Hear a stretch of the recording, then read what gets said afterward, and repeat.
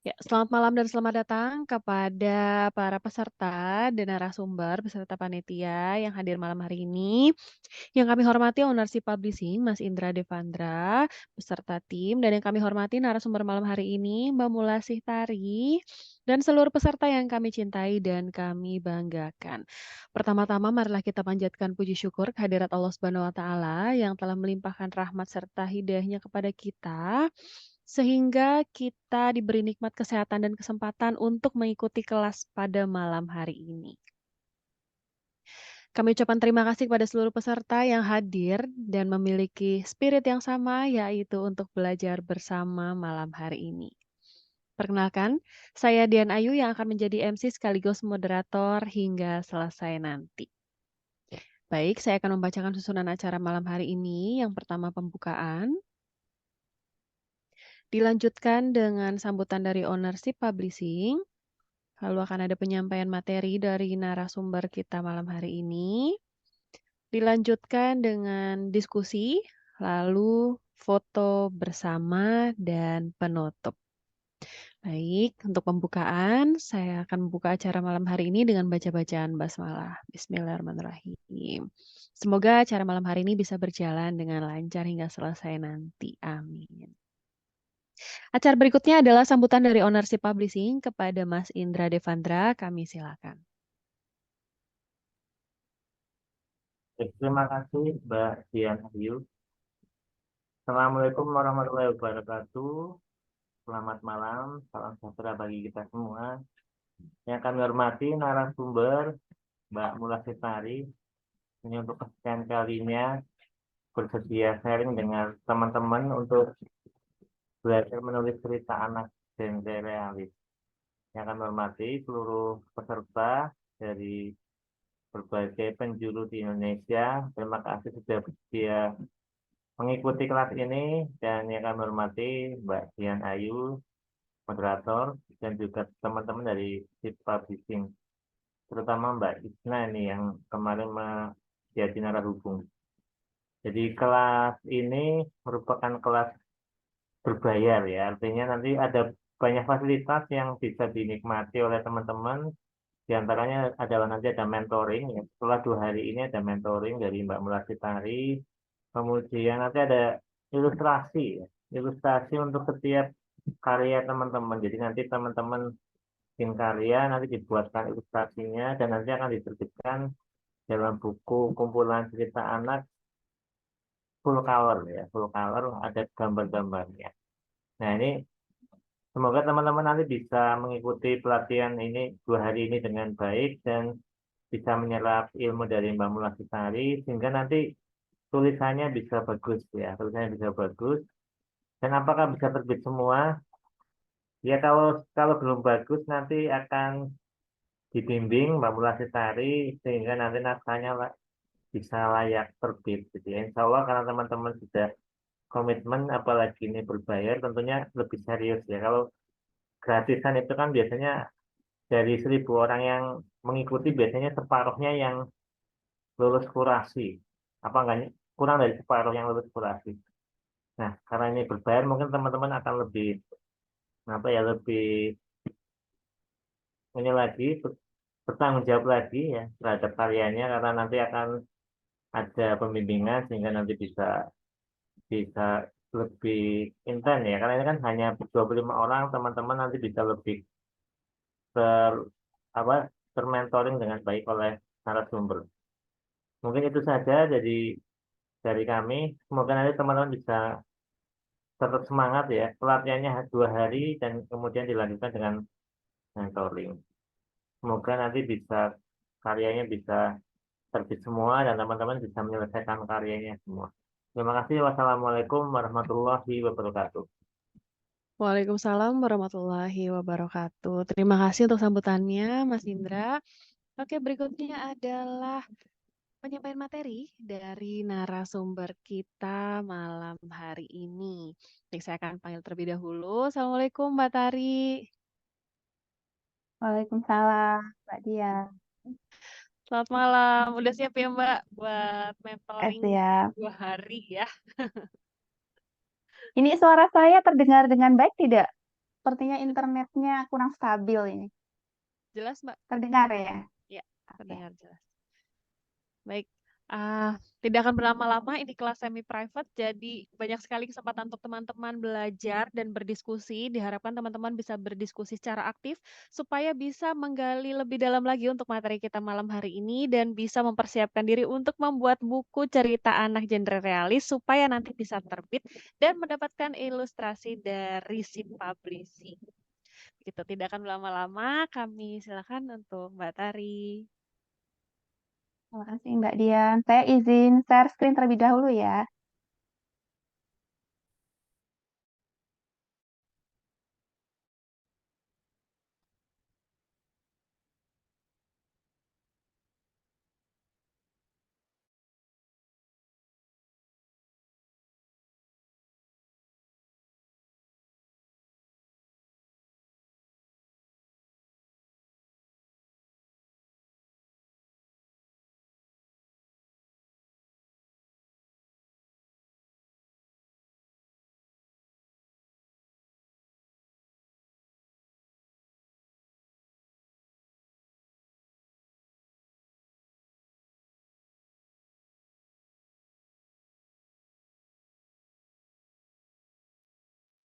Saya tidak bisa share screen, belum jadi host. Oh, sebentar. Udah jadi co-host ya, tapi belum bisa Sudah share. jadi co-host Mbak Tari. Sudah ya, tapi ini tidak bisa ya. Nah,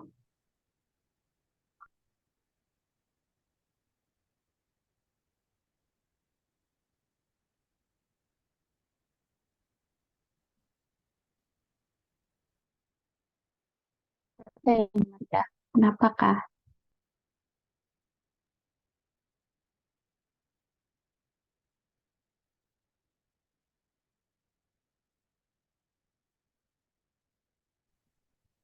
Nah, ini bisa, baru bisa.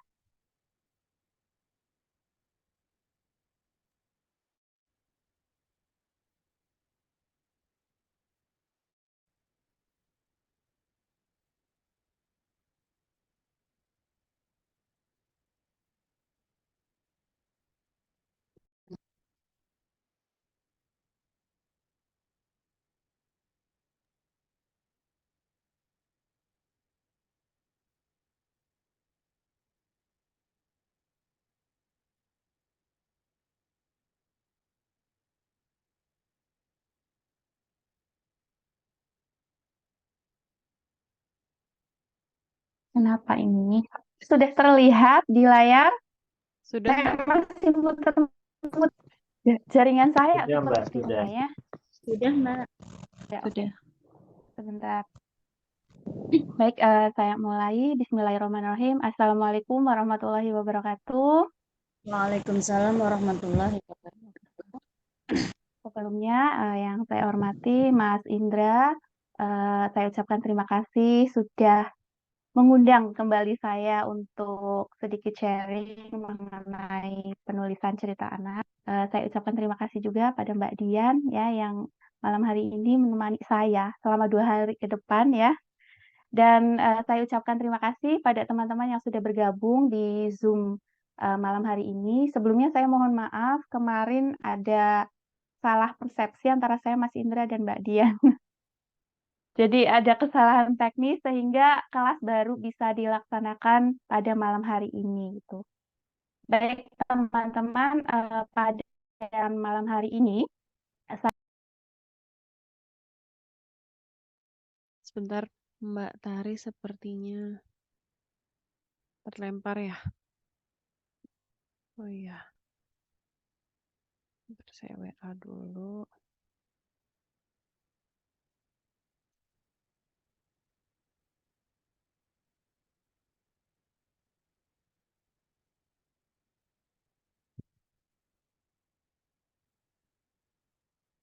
Ini kita tunggu sebentar. Mbak Tarinya kelempar.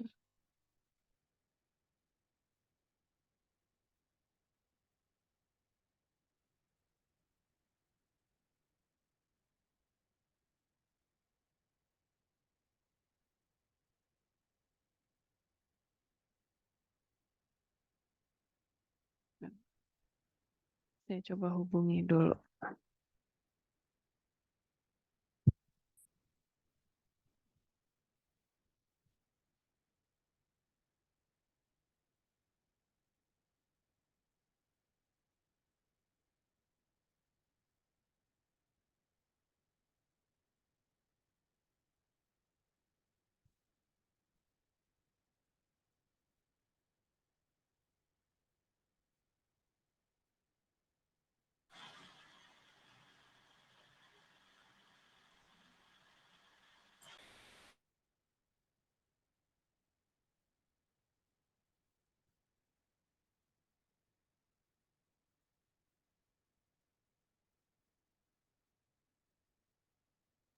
Mbak Dian ini sepertinya Mbak Mulatisari keluar dari Zoom apa ya ini ya? Ya, ini barusan WhatsApp mau ganti internet sebentar karena wifi-nya sedang tidak stabil. Bentar.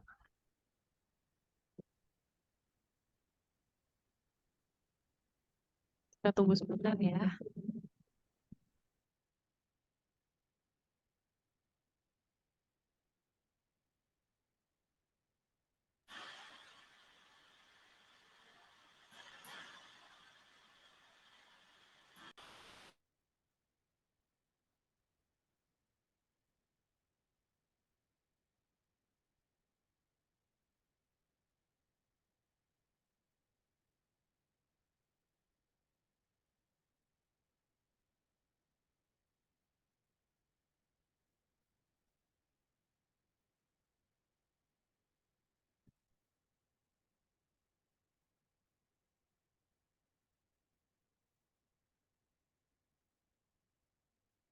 Ini Mbak Tarinya sudah respon juga. WA saya sudah dibaca. Sebentar.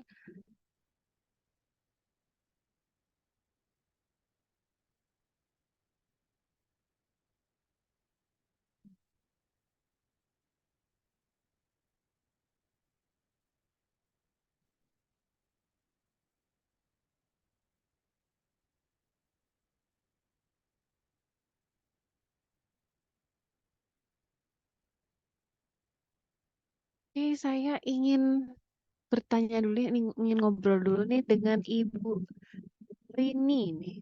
Ibu Rini DST. Selamat malam Ibu, Assalamualaikum.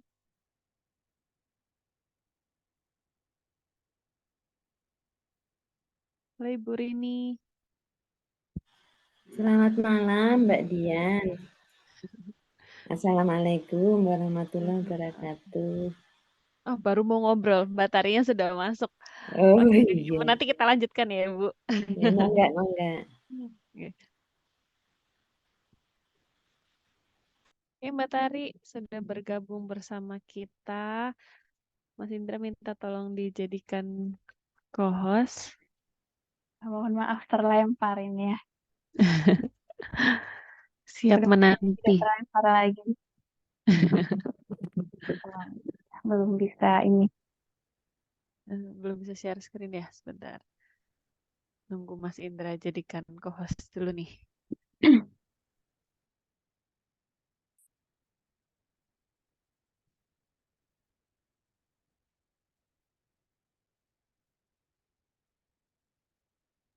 Sudah jadi Oke. co-host.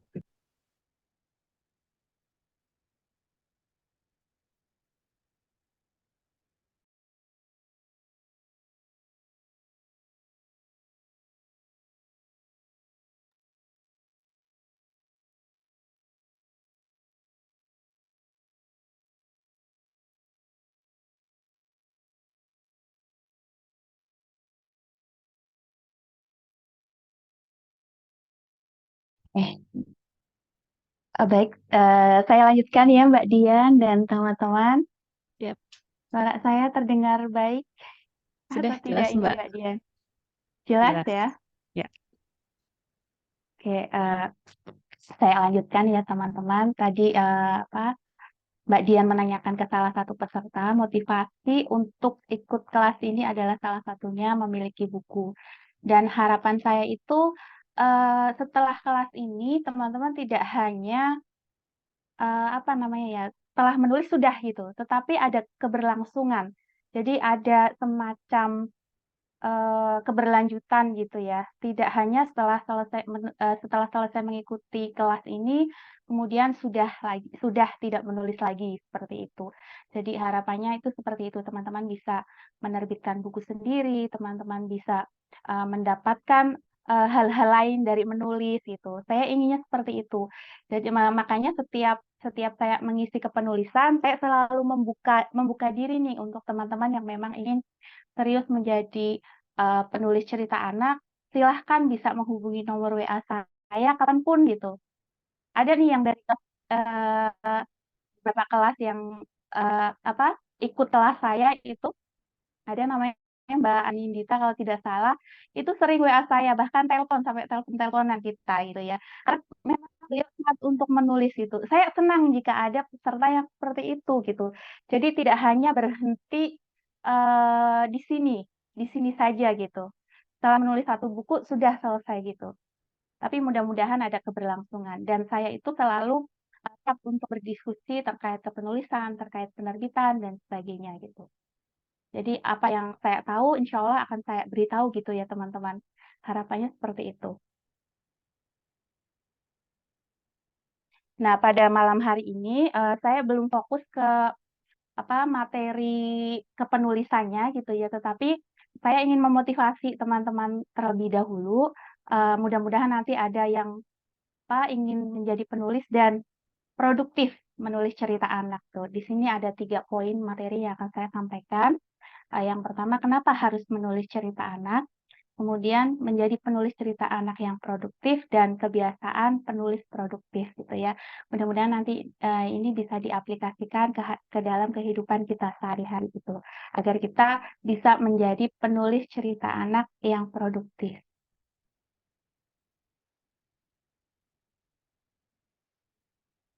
Nah, saya spill dulu ya terkait buku di Indonesia, buku terlaris di Indonesia itu saat ini masih buku anak yang menempati urutan pertama menguasai pasar buku Indonesia. Jadi buku anak yang paling terlaris di toko-toko buku itu masih buku-buku anak itu teman-teman. Dan siapapun bisa menulis cerita anak gitu. Jadi banyak sekali kesempatan kita untuk menjadi penulis cerita. Siapapun bisa menulis cerita anak, entah itu ibu rumah tangga, entah itu anak-anak gitu. Bahkan anak saya sendiri juga menulis cerita anak di majalah-majalah anak gitu ya. Kemudian biasanya itu yang apa namanya yang produktif menulis cerita anak itu biasanya ibu-ibu rumah tangga. Gitu, mereka itu produktif. Kita bisa melihat penulis-penulis cerita anak yang melanglang buana gitu ya, yang buku-bukunya itu banyak di toko-toko buku. Nama-namanya itu kebanyakan ibu-ibu rumah tangga gitu, yang produktif itu. Dan kita itu bisa gitu ya, teman-teman. Jadi penulis cerita anak itu tidak hanya katakanlah dosen atau guru gitu ya, tetapi siapapun bisa menulis cerita anak, teman-teman. Ketika mereka mau gitu dan memiliki niat untuk menulis gitu. Kemudian kenapa sih kita harus menulis cerita anak? Nah, ini ada 5 poin yang akan saya sampaikan. Mudah-mudahan ini bisa menjadi motivasi kita semua gitu ya untuk konsisten dalam menulis cerita anak. Yang pertama itu dengan menulis cerita anak kita berbagi kebaikan. Kebaikan kepada anak-anak gitu ya. Jadi ketika buku kita dibaca oleh banyak anak-anak di Indonesia gitu, kemudian mereka merasakan manfaat dari buku yang kita tulis gitu ya. Nah, itu kita sedang menabur benih amal jariah gitu ya. Selagi buku kita dibaca oleh anak-anak meskipun kita sudah tiada gitu ya, amal jariah akan terus mengalir kepada kita gitu. Jadi itu poin pertama kenapa saya konsisten sampai saat ini menulis cerita anak. Kemudian yang kedua itu dengan menulis cerita anak itu mengasah kreativitas kita, teman-teman. Jadi kreativitas kita akan terus terjaga. Saya pun seperti itu. Gitu ya, saya menulis cerita anak itu sejak 2009 sampai saat ini masih konsisten menulis cerita anak gitu. Kemudian yang ketiga itu menyehatkan jiwa. Dengan menulis itu bisa membuat jiwa kita sehat. Khususnya saya sendiri, saya merasakan itu karena saya itu introvert, Mbak Dian ya. Saya itu manusia introvert yang jarang suka ngomong gitu, jarang suka bicara ketika memang itu tidak diharuskan bicara gitu. Jadi salah satu apa ya rahasia saya untuk tidak stres itu dengan cara menulis. Salah satunya menulis cerita anak, apalagi yang punya anak-anak di rumah gitu ya. Kemudian ibu-ibu itu biasanya yang punya anak-anak di rumah, setiap hari anak-anaknya membuat stres gitu ya. Nah, itu bisa nih dituliskan ke dalam cerita anak. Saya sendiri selalu ngobrol dengan anak-anak, kadang-kadang mereka membuat saya itu apa ya, menjadi ibu yang sangat solehah gitu, karena membuat saya istighfar terus setiap hari itu ya. Saya selalu ngobrol dengan mereka, kenapa mereka melakukan itu, kemudian apa masalah yang mereka miliki. Nah, itu bisa bisa kita jadikan ide dalam menulis cerita anak gitu.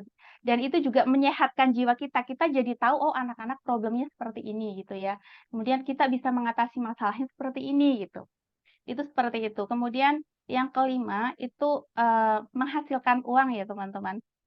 Ini juga poin penting ya, khususnya untuk ibu-ibu, ibu-ibu karena saya ibu-ibu gitu yang ingin, menghasilkan uang tanpa keluar rumah gitu. Hanya duduk di dalam rumah, tetapi berpenghasilan gitu. Bisa nih, menghasilkan uang lewat menulis cerita-cerita anak gitu. Jadi kita bisa terus konsisten menulis, kemudian mengirimkan ke penerbit, dan kita bisa menikmatinya gitu ya. Kita mendapatkan royalti atau jual putus seperti itu. Nanti kita bisa sharing juga terkait itu ya, teman-teman, terkait bagaimana menghasilkan uang dari menulis gitu. Saya itu ketika sharing gitu ya, kemarin ada teman yang mengatakan, "Mbak, kalau kalau sharing itu biasanya penulis-penulis itu takut kita jadi saingan," gitu. Saya itu justru tidak seperti itu ya, teman-teman. Jadi kalau seharapan saya ketika saya sharing itu, malah justru akan lebih banyak lagi penulis-penulis cerita anak yang muncul gitu, yang bertaburan gitu. Karena, kalau saya lihat dunia penulisan cerita anak itu tidak ada senior dan tidak ada junior gitu. Kalau saya amati dan saya lihat. Karena, itu tadi, siapapun bisa menulis cerita anak gitu. Berbeda ketika, buku-buku sastra gitu ya, itu beda beda lagi teman-teman.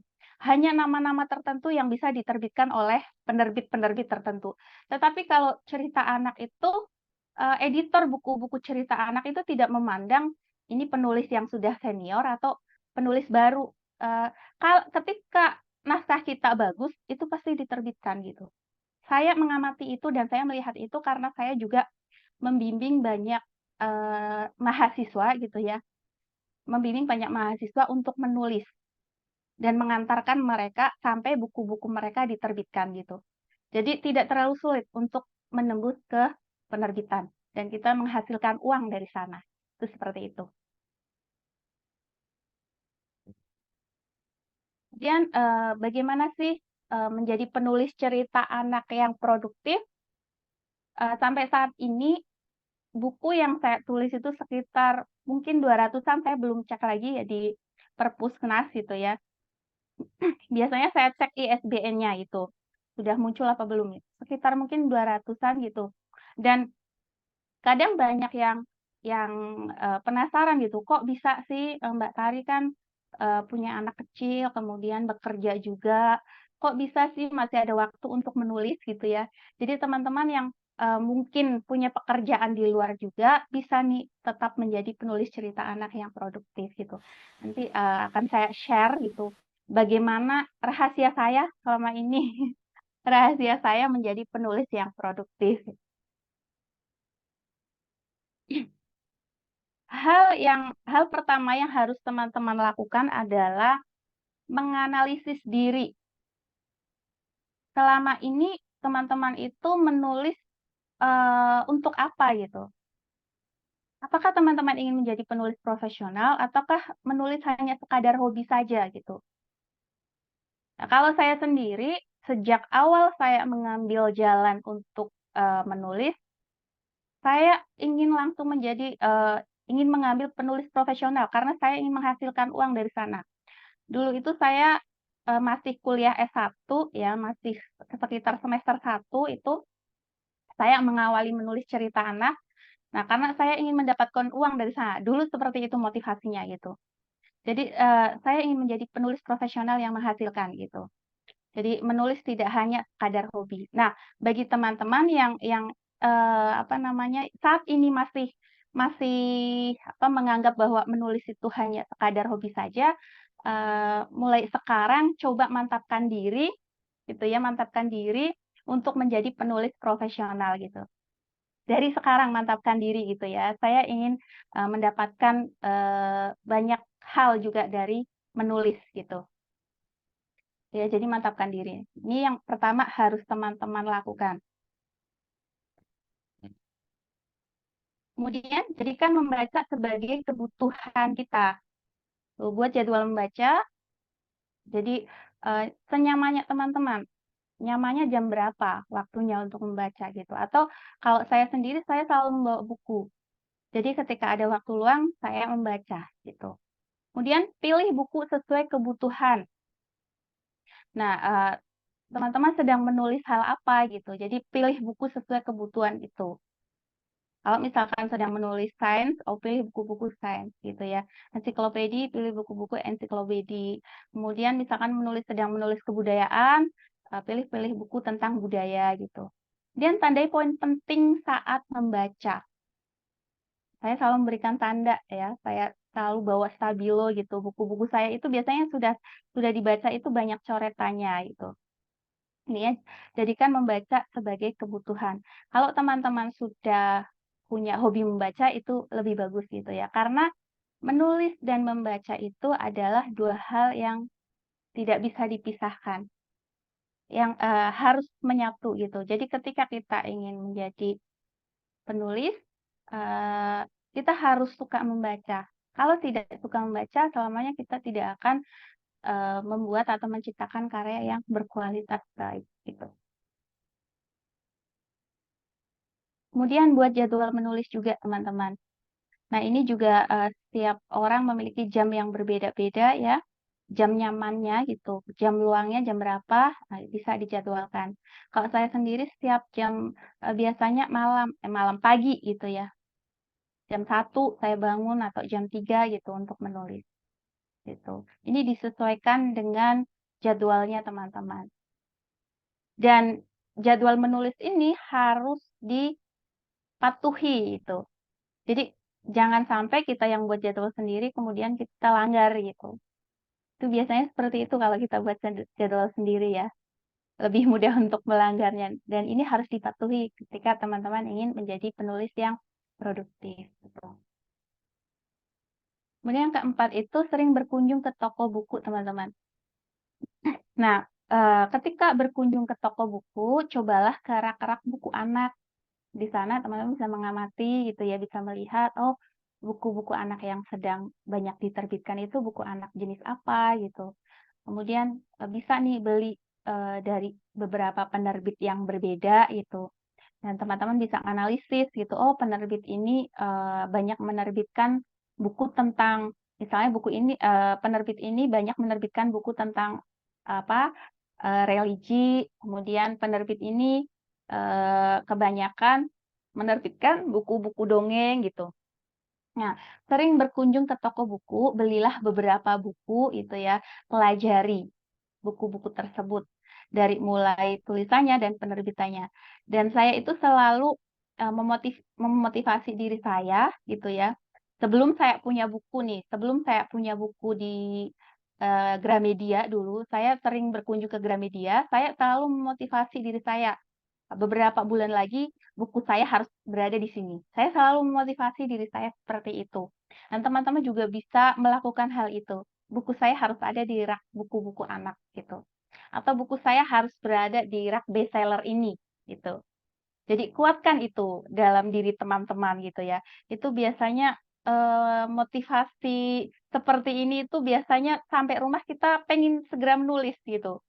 Saya biasanya seperti itu. Setelah pulang dari toko buku itu ingin segera menulis dan menyelesaikan buku yang sedang saya tulis gitu. Kemudian bergabung dengan komunitas kepenulisan ini untuk menjaga agar semangat menulis kita itu terjaga gitu ya. Jadi kalau ada teman-teman yang satu hobi itu biasanya lebih semangat. Jadi kalau bisa bergabung dengan komunitas kepenulisan. Kemudian ikuti kelas kepenulisan, seminar kepenulisan, workshop kepenulisan. Nah, ini teman-teman sudah mengikuti ini ya, salah satunya kelas kepenulisan atau seminar-seminar terkait kepenulisan. Lalu terus membaca, terus menulis, dan terus berlatih teman-teman. Ini yang harus dilakukan secara konsisten untuk menjadi penulis produktif. Kemudian ada lagi nih kebiasaan penulis produktif yang harus dibiasakan agar teman-teman memiliki banyak buku dan banyak karya juga. Apa saja nih yang harus teman-teman lakukan dan teman-teman biasakan gitu ya. Yang pertama, membawa buku catatan. Jadi kemanapun, bawa buku catatan. Jadi ketika ada momen atau ide terlintas, itu langsung catat gitu. Meskipun nanti eksekusinya pas di rumah, pas kita sudah santai gitu ya. Jadi selalu bawa buku catatan kemanapun. Saya seperti itu, gitu. Karena terkadang tiba-tiba ide itu datang dengan sendirinya gitu. Nah, itu kalau tidak segera ditangkap, kalau tidak segera dicatat, itu biasanya idenya akan menguap, akan menghilang dengan sendirinya. Jadi harus kita catat. Kemudian peka terhadap momen, peka terhadap apa yang ada di sekitar kita. Kita harus banyak-banyak mengamati apa-apa yang ada di sekitar kita. Karena itu adalah sumber-sumber ide gitu ya. Sumber-sumber ide yang bisa kita tuliskan ke dalam cerita anak gitu. Yang ketiga, perbanyak baca buku-buku anak. Ketika ingin menjadi penulis cerita anak, referensi buku yang kita baca juga buku-buku cerita anak gitu. Pun lainnya, ketika ingin menulis puisi, misalnya referensi buku-buku yang kita baca, ya buku-buku terkait puisi gitu. Banyak baca buku anak, kemudian amati gaya penulis lain dan pelajari polanya. Ini yang paling penting teman-teman. Karena setiap penulis itu memiliki gaya-gaya yang berbeda gitu, gaya penulisan yang berbeda, kemudian pola-pola yang berbeda. Nah, ini kita tidak hanya sekadar membaca saja gitu ya, tetapi kita menganalisis cerita yang kita baca. Kita mengamati bagaimana ini dari gaya berceritanya, bagaimana nih bahasanya gitu. Bagaimana pola-pola ceritanya gitu. Biasanya setiap penulis itu memiliki gaya bercerita sendiri-sendiri. Nah, kita harus belajar dari penulis-penulis itu gitu. Kemudian yang kelima itu teman-teman harus sering berbaur dengan anak-anak gitu ya. Dengan sering berbaur dengan anak-anak itu biasanya memudahkan kita untuk mendapatkan ide. Kita jadi tahu apa yang mereka alami, masalah yang mereka miliki gitu ya. Kemudian bagaimana cara mereka menyelesaikan masalah gitu. Kita jadi tahu itu gitu. Kemudian yang keenam, asah terus imajinasi dan kreativitas kita. Ketika sudah memutuskan ingin menjadi penulis yang produktif, kita harus mengasah terus gitu ya. Boleh nih misalnya sehari itu membuat satu ide cerita gitu. Boleh seperti itu gitu ya. Kalau saya itu biasanya lebih efektif ketika ada deadline. Jadi misalnya dari penerbit, tolong buatkan satu buku ini dengan deadline 10 hari gitu ya. Nah, saya itu biasanya lebih lebih cepat gitu ya, lebih cepat menulisnya gitu. Tapi kalau misalkan tidak ada deadline seperti itu, saya menantang diri saya biasanya 10 hari itu minimal gitu ya, minimal itu 10 cerita atau satu buku cerita anak. Meskipun buku itu nantinya belum ada penerbit yang meminang. Jadi kita bisa terus mengasah imajinasi kita. Itu biasanya saya seperti itu ya.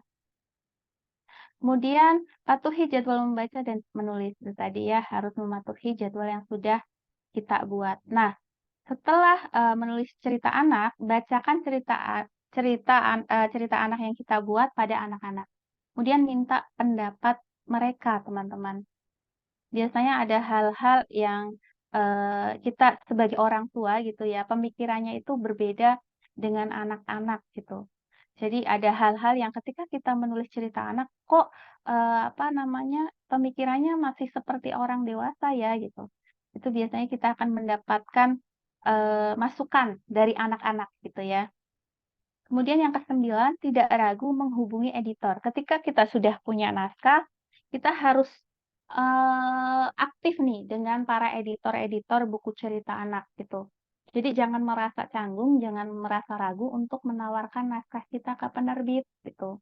Ketika kita sudah mengirimkan lewat email gitu ya, lewat email penerbit, jangan ragu untuk menanyakan naskah kita gitu ya, diterima atau tidak. Kemudian kalau misalnya tidak diterima, tidak di ACC, minta masukan mereka, apa kekurangan naskah kita gitu.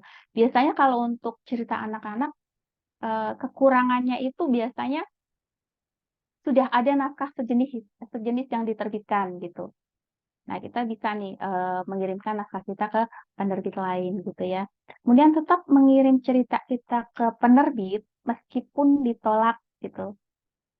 Saya dulu ketika mengirim cerita anak itu tidak langsung diterima, teman-teman. Ada penolakan juga. Tetapi semua cerita anak yang saya tulis itu semuanya diterima penerbit gitu. Meskipun ditolak gitu ya, tapi saya tawarkan ke penerbit lain kemudian diterima. Biasanya seperti itu. Tidak ada naskah yang sia-sia. Karena setiap naskah itu akan berjodoh dengan penerbitnya. Gitu. Kalau di kelas ini teman-teman sudah enak ya, sudah ada di publishing yang langsung akan mendapatkan buku teman-teman gitu. Tapi nanti ketika teman-teman ingin menulis buku solo, ini kan bukunya antologi gitu ya. Ketika teman-teman ingin menulis buku solo, kemudian menawarkan ke penerbit gitu. Kemudian menawarkan ke penerbit, jangan ragu.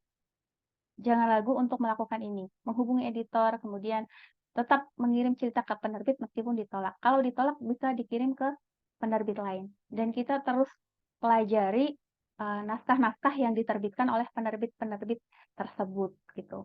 Nah, kalau teman-teman sudah punya naskah utuh gitu ya, sudah punya naskah buku solo, nanti bisa diskusi dengan saya.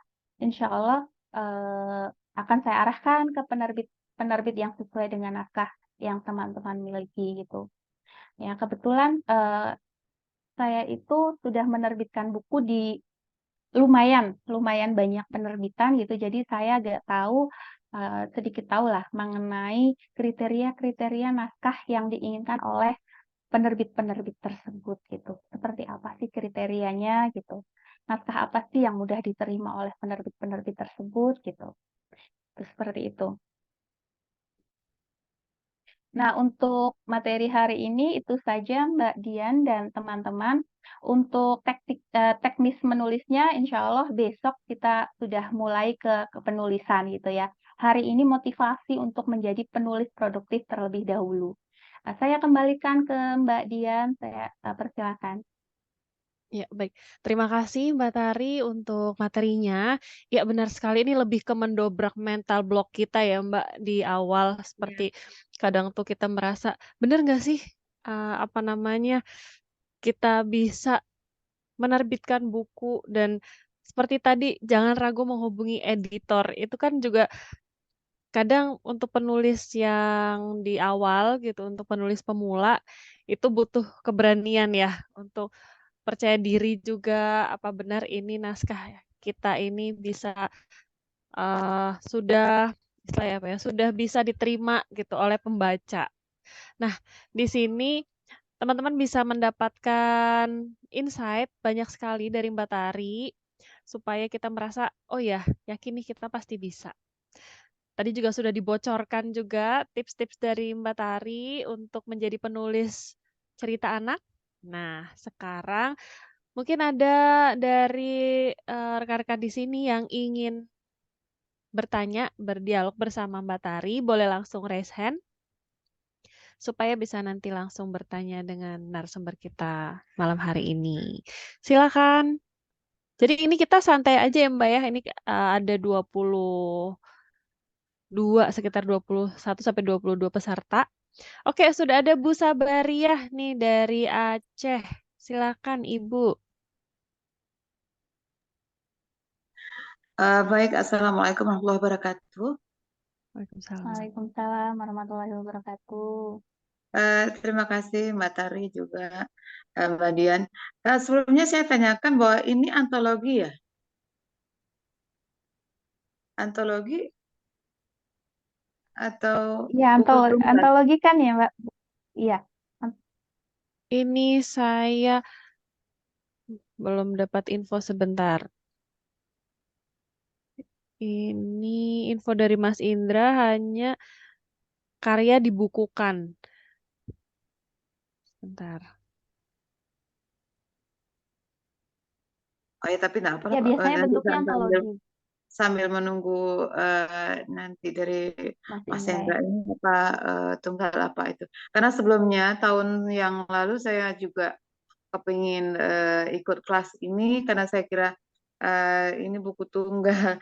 Jadi kemarin itu saya nggak sempat karena sebenarnya waktu itu kepingin sekali sampai saya mendaftar jadi member waktu itu dengan Mbak Tari. Tapi saat itu saya tertabrakan waktu dengan saya jadi mentor Gurindam dan syair untuk ASEAN. Jadi waktu itu eh, mementori beberapa banyak peserta jadi nggak sempat. Jadi kali ini sempat karena baru selesai buku itu sedang cetak. Jadi eh, apa antologi atau tunggal saya tetap ikut kelas ini biar saya bisa tahu juga menulis cerita anak seperti apa. Karena tahun lalu sebelumnya juga pernah kalau nggak salah dengan Mbak Tari juga waktu itu antologi dan eh, cerita saya lulus kurasi dengan judul Naksha waktu itu. Nah, Mbak Tari, saya mau tanya nih, kalau misalnya eh, saya memulai membuat cerita anak dulu setelah satu selesai. Nah, untuk melanjutkan cerita kedua itu mentok alasannya ini ide apa lagi gitu. Di ide yang pertama itu saya menulisnya, wah senang dan apa ada beberapa tempat yang di sana memunculkan sesuatu yang beda gitu. Setelah menulis, saya minta anak saya untuk baca karena kebetulan dia juga sangat suka baca gitu.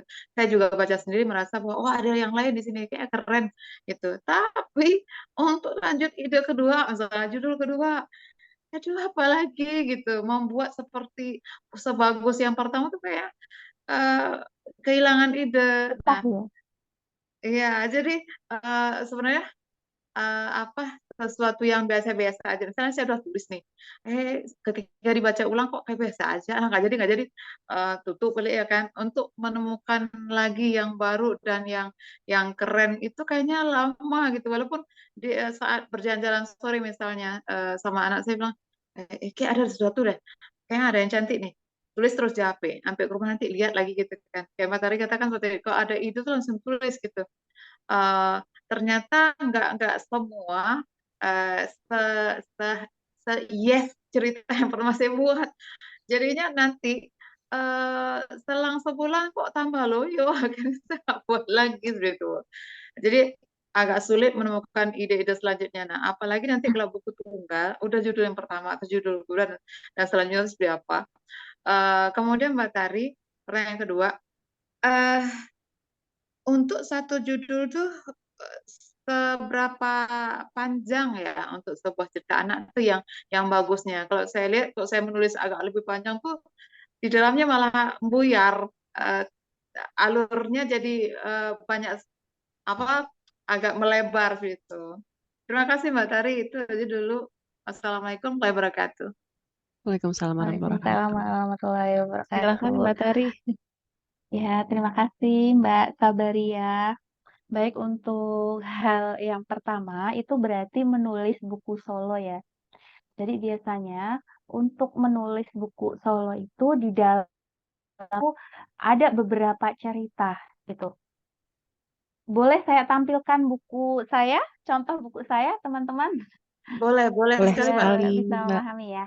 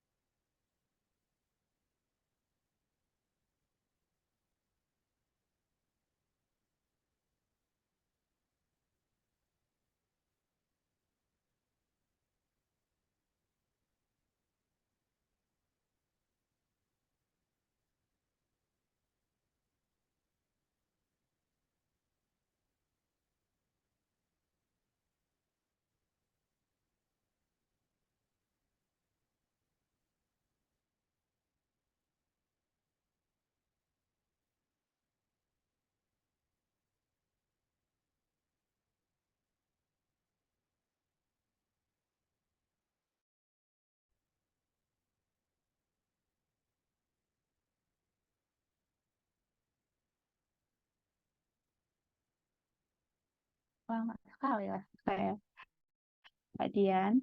Ya, belum muncul ya, Mbak. Iya. Ya.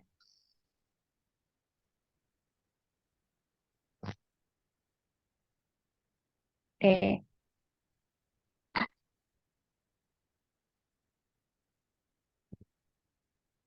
bisa muncul, Udah sudah muncul mulai ya ada kayaknya. tanda-tanda. Nah, ini oke, teman-teman, ini contoh mata buku saya yang dikirimkan ke penerbit.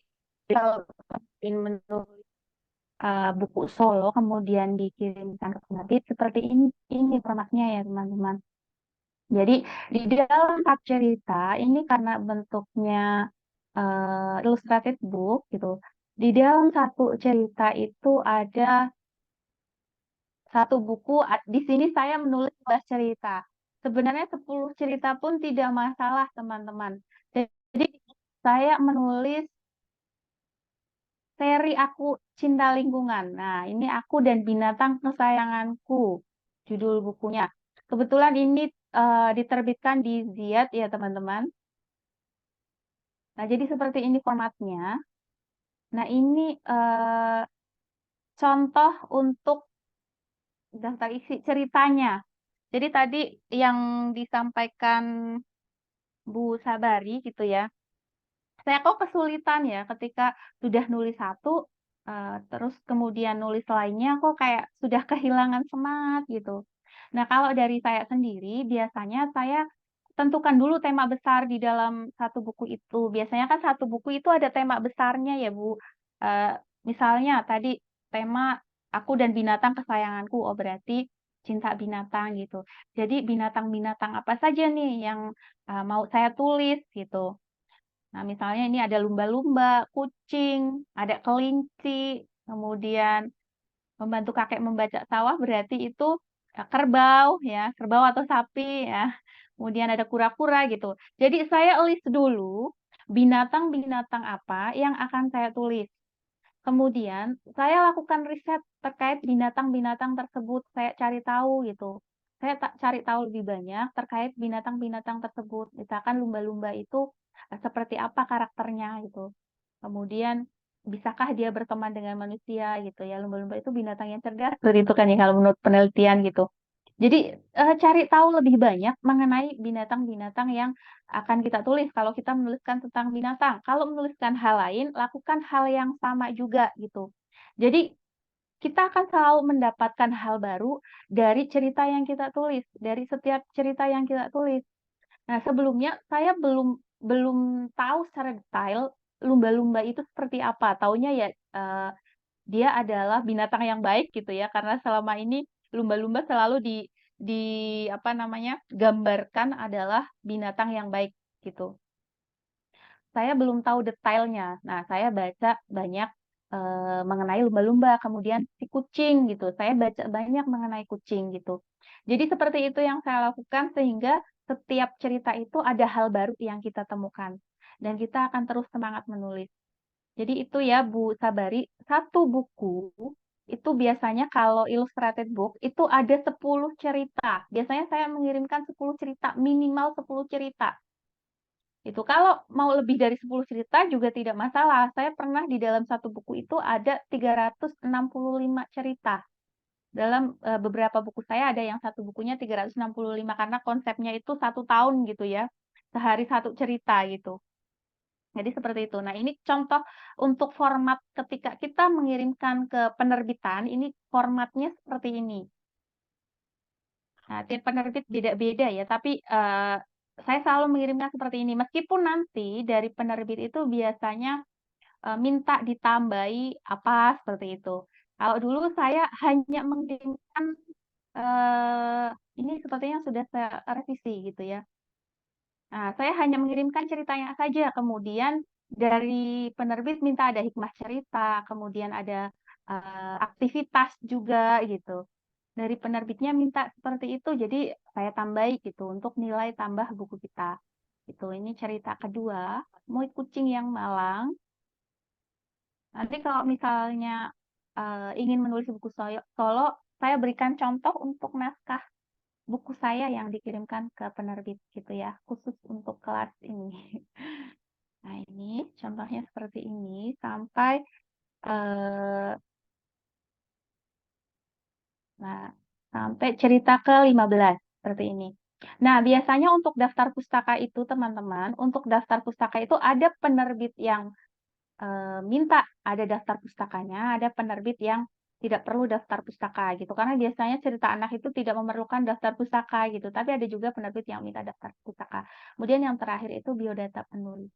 Jadi seperti ini untuk format penulisan naskah buku anak. Nah, kalau teman-teman mau ngirim tidak perlu hikmah cerita dan aktivitasnya tidak perlu. Cukup ceritanya saja. Dan masing-masing cerita itu jumlah katanya diharapkan tidak terlalu jauh perbedaannya. Kalau misalnya teman-teman ingin satu cerita 500 kata gitu ya, satu ceritanya 500 kata. Untuk cerita kedua, ketiga ya harapannya 500 kata atau 550 gitu. Jadi tidak terlalu jomplang, tidak terlalu jauh untuk jumlah katanya gitu. Nah, untuk kemudian ya ini menjawab pertanyaan kedua juga. Berapa kata sih per judul itu gitu. Nah, itu juga tergantung dari penerbitnya, Mbak Sabaria. Jadi tergantung penerbitnya, biasanya ada yang minta lebih panjang, ada yang minta bahkan satu cerita itu hanya 2 paragraf juga pernah. Saya pernah di Elek Media Kompotindo itu ya ada minta satu cerita itu 2 paragraf saja gitu ya. Jadi tergantung permintaan dari penerbitnya. Tapi kebanyakan sekitar 500 kata per cerita. Itu, Mbak Sabaria.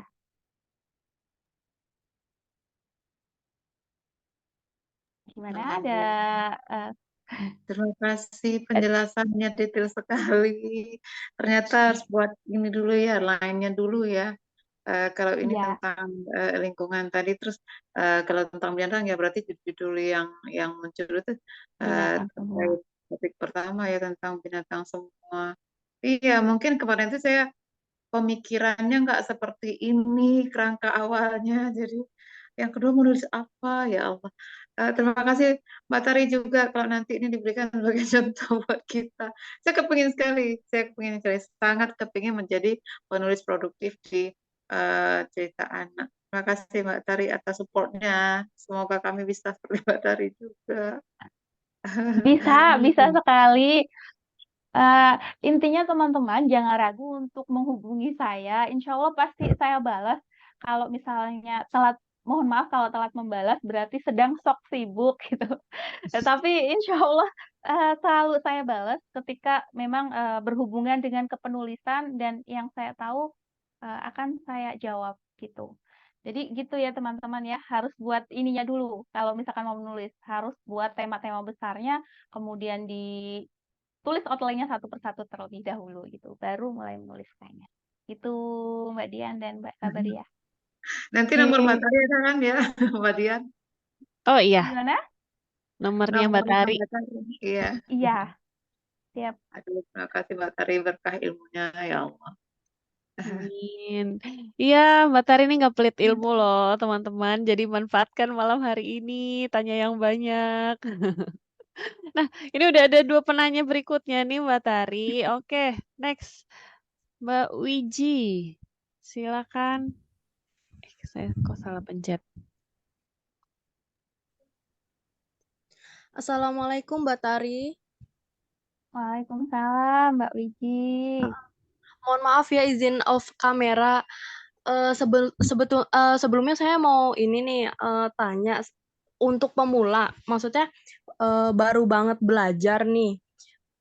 Pas coba cari-cari info dari Instagram penerbit-penerbit, contohnya kayak Nora, itu kan dia kayak punya standar sendiri kalau untuk mengirimkan cerita anak ya. Ada yang board book, ada yang picture book. Nah, untuk buku bergambar itu mereka kan ketika kirim naskah diharuskan boleh ada ilustrasi, boleh ada deskripsi. Nah, itu maksudnya formatnya seperti apa ya? Sementara maksudnya gambaran besarnya, naskahnya sudah ada, apa kita juga harus langsung menghubungi ilustrator untuk dibuatkan gambarnya baru dikirimkan ke penerbit atau bagaimana gitu ya? Soalnya benar-benar baru pemula banget, ilmunya baru masih sedikit, terus kayaknya juga masing-masing penerbit memang apa namanya beda-beda ininya apa syarat dan ketentuannya.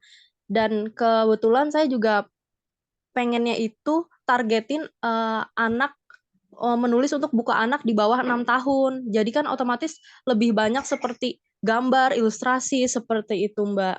Mohon pencerahannya ya, Mbak. Terima kasih sebelumnya. Ya, oke, Mbak Wiji. Saya jawab langsung dulu atau bagaimana, Mbak Dian? Langsung aja Mbak Tari. Langsung saja ya. Kita nggak apa-apa santai ya. Iya, santai aja. Ikhlas santai kalau pesertanya terbatas gitu ya. Oke, untuk Mbak Wiji ini mau menulis picture book ya. Intinya untuk anak di bawah 6 tahun gitu.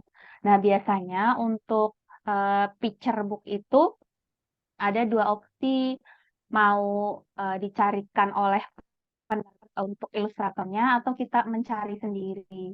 Biasanya kalau kita mengirimkan picture book yang sudah dalam bentuk dummy, sudah jadi gitu ya, sudah beserta ilustrator, kalau jadi tidak menyarankan itu.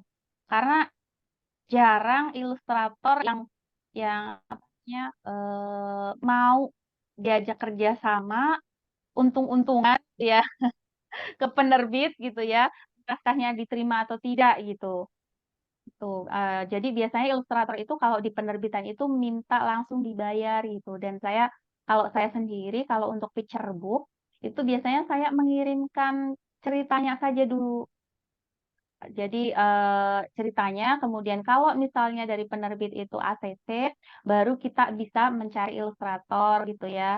Eh, kita bisa merekomendasikan ilustrator gitu, atau dari penerbitnya itu bisa nih merekomendasikan ilustrator ke kita. Kita mau pilih yang mana gitu. Biasanya untuk ilustrator itu eh, apa namanya ya? Kebanyakan ini teman-teman ya kalau untuk ke penerbitan itu biasanya minta di DP dulu gitu. Kalau saya sendiri, saya tipe yang tidak mau mengambil resiko terlalu tinggi itu. Soalnya kalau misalkan nanti gambar sudah selesai, kemudian kita tawarkan ke penerbit satu, kemudian gambarnya tidak sesuai dengan yang diinginkan penerbit, itu malah justru apa ya? Ya inilah ya, nggak enak sama ilustratornya gitu. Cerita kita sudah sesuai di ACC penerbit, tapi gambarnya tidak sesuai keinginan penerbit gitu. Jadi saya sarankan untuk mengirim ceritanya terlebih dahulu. Kemudian untuk format ceritanya picture book ya, Mbak Wiji. Saya carikan dulu ya. Saya carikan dulu Iya, untuk betul. picture.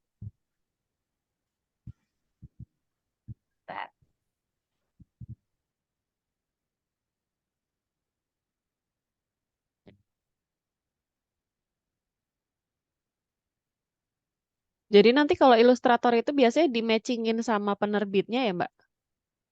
Iya, biasanya ada penerbit-penerbit yang apa style ilustrasinya gitu eh, apa sesuai keinginan mereka gitu. Jadi seperti itu. Jadi jangan ambil resiko kita sudah mengeluarkan banyak uang kemudian apa tidak di-ACC oleh penerbitnya gitu ya. Kalau meskipun setiap naskah, setiap cerita itu memiliki jodohnya masing-masing gitu. Tapi saya tidak mau mengambil resiko seperti itu gitu ya. Saya lebih baik mengambil resiko saya sendiri kalau naskah saya ditolak ya saya lempar ke penerbit lain. Itu biasanya seperti itu. Jadi mencarikan ilustrator dari penerbitnya gitu ya? Ya, bisa seperti itu. Bisa kita mencari sendiri kalau kita sudah punya kenalan ilustrator gitu. Oke, oke. Bentar, saya carikan untuk ininya. Contoh apa? Picture booknya.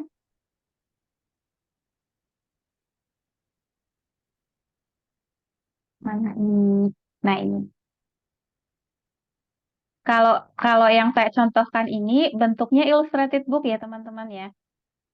Jadi biasanya teksnya lebih banyak, gambarnya teksnya lebih mendominasi lah gitu.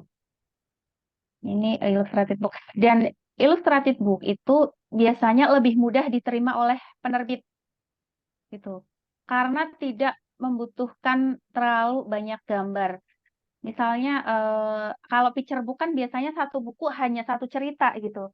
Dan penerbit itu lebih suka menerbitkan yang satu buku banyak cerita. Karena emak-emak di Indonesia itu lebih suka membeli buku dengan banyak cerita di dalamnya gitu. Soalnya kalau hanya membeli buku yang berisi satu cerita, berapa menit itu biasanya sudah habis oleh anak-anak kita gitu ya.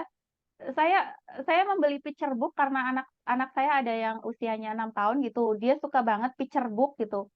Kadang saya merasa ini ya, picture book itu mahal harganya ya. Mahal harganya, kemudian dia membaca hanya misalnya 3 menit gitu. Kayaknya Udah habis. ya, nah jadi memang orang tua di Indonesia itu lebih menyukai buku-buku yang di dalam satu buku itu isinya banyak seperti illustrated book gitu. Jadi itu lebih laku di pasaran gitu. Meskipun picture book juga laku ya, tergantung ininya sebenarnya manajemennya gitu Segmennya ya. juga. Ya Manajemen. pemasarannya itu Iya. gitu ya. Nah ini contoh untuk picture book ya teman-teman. Nah,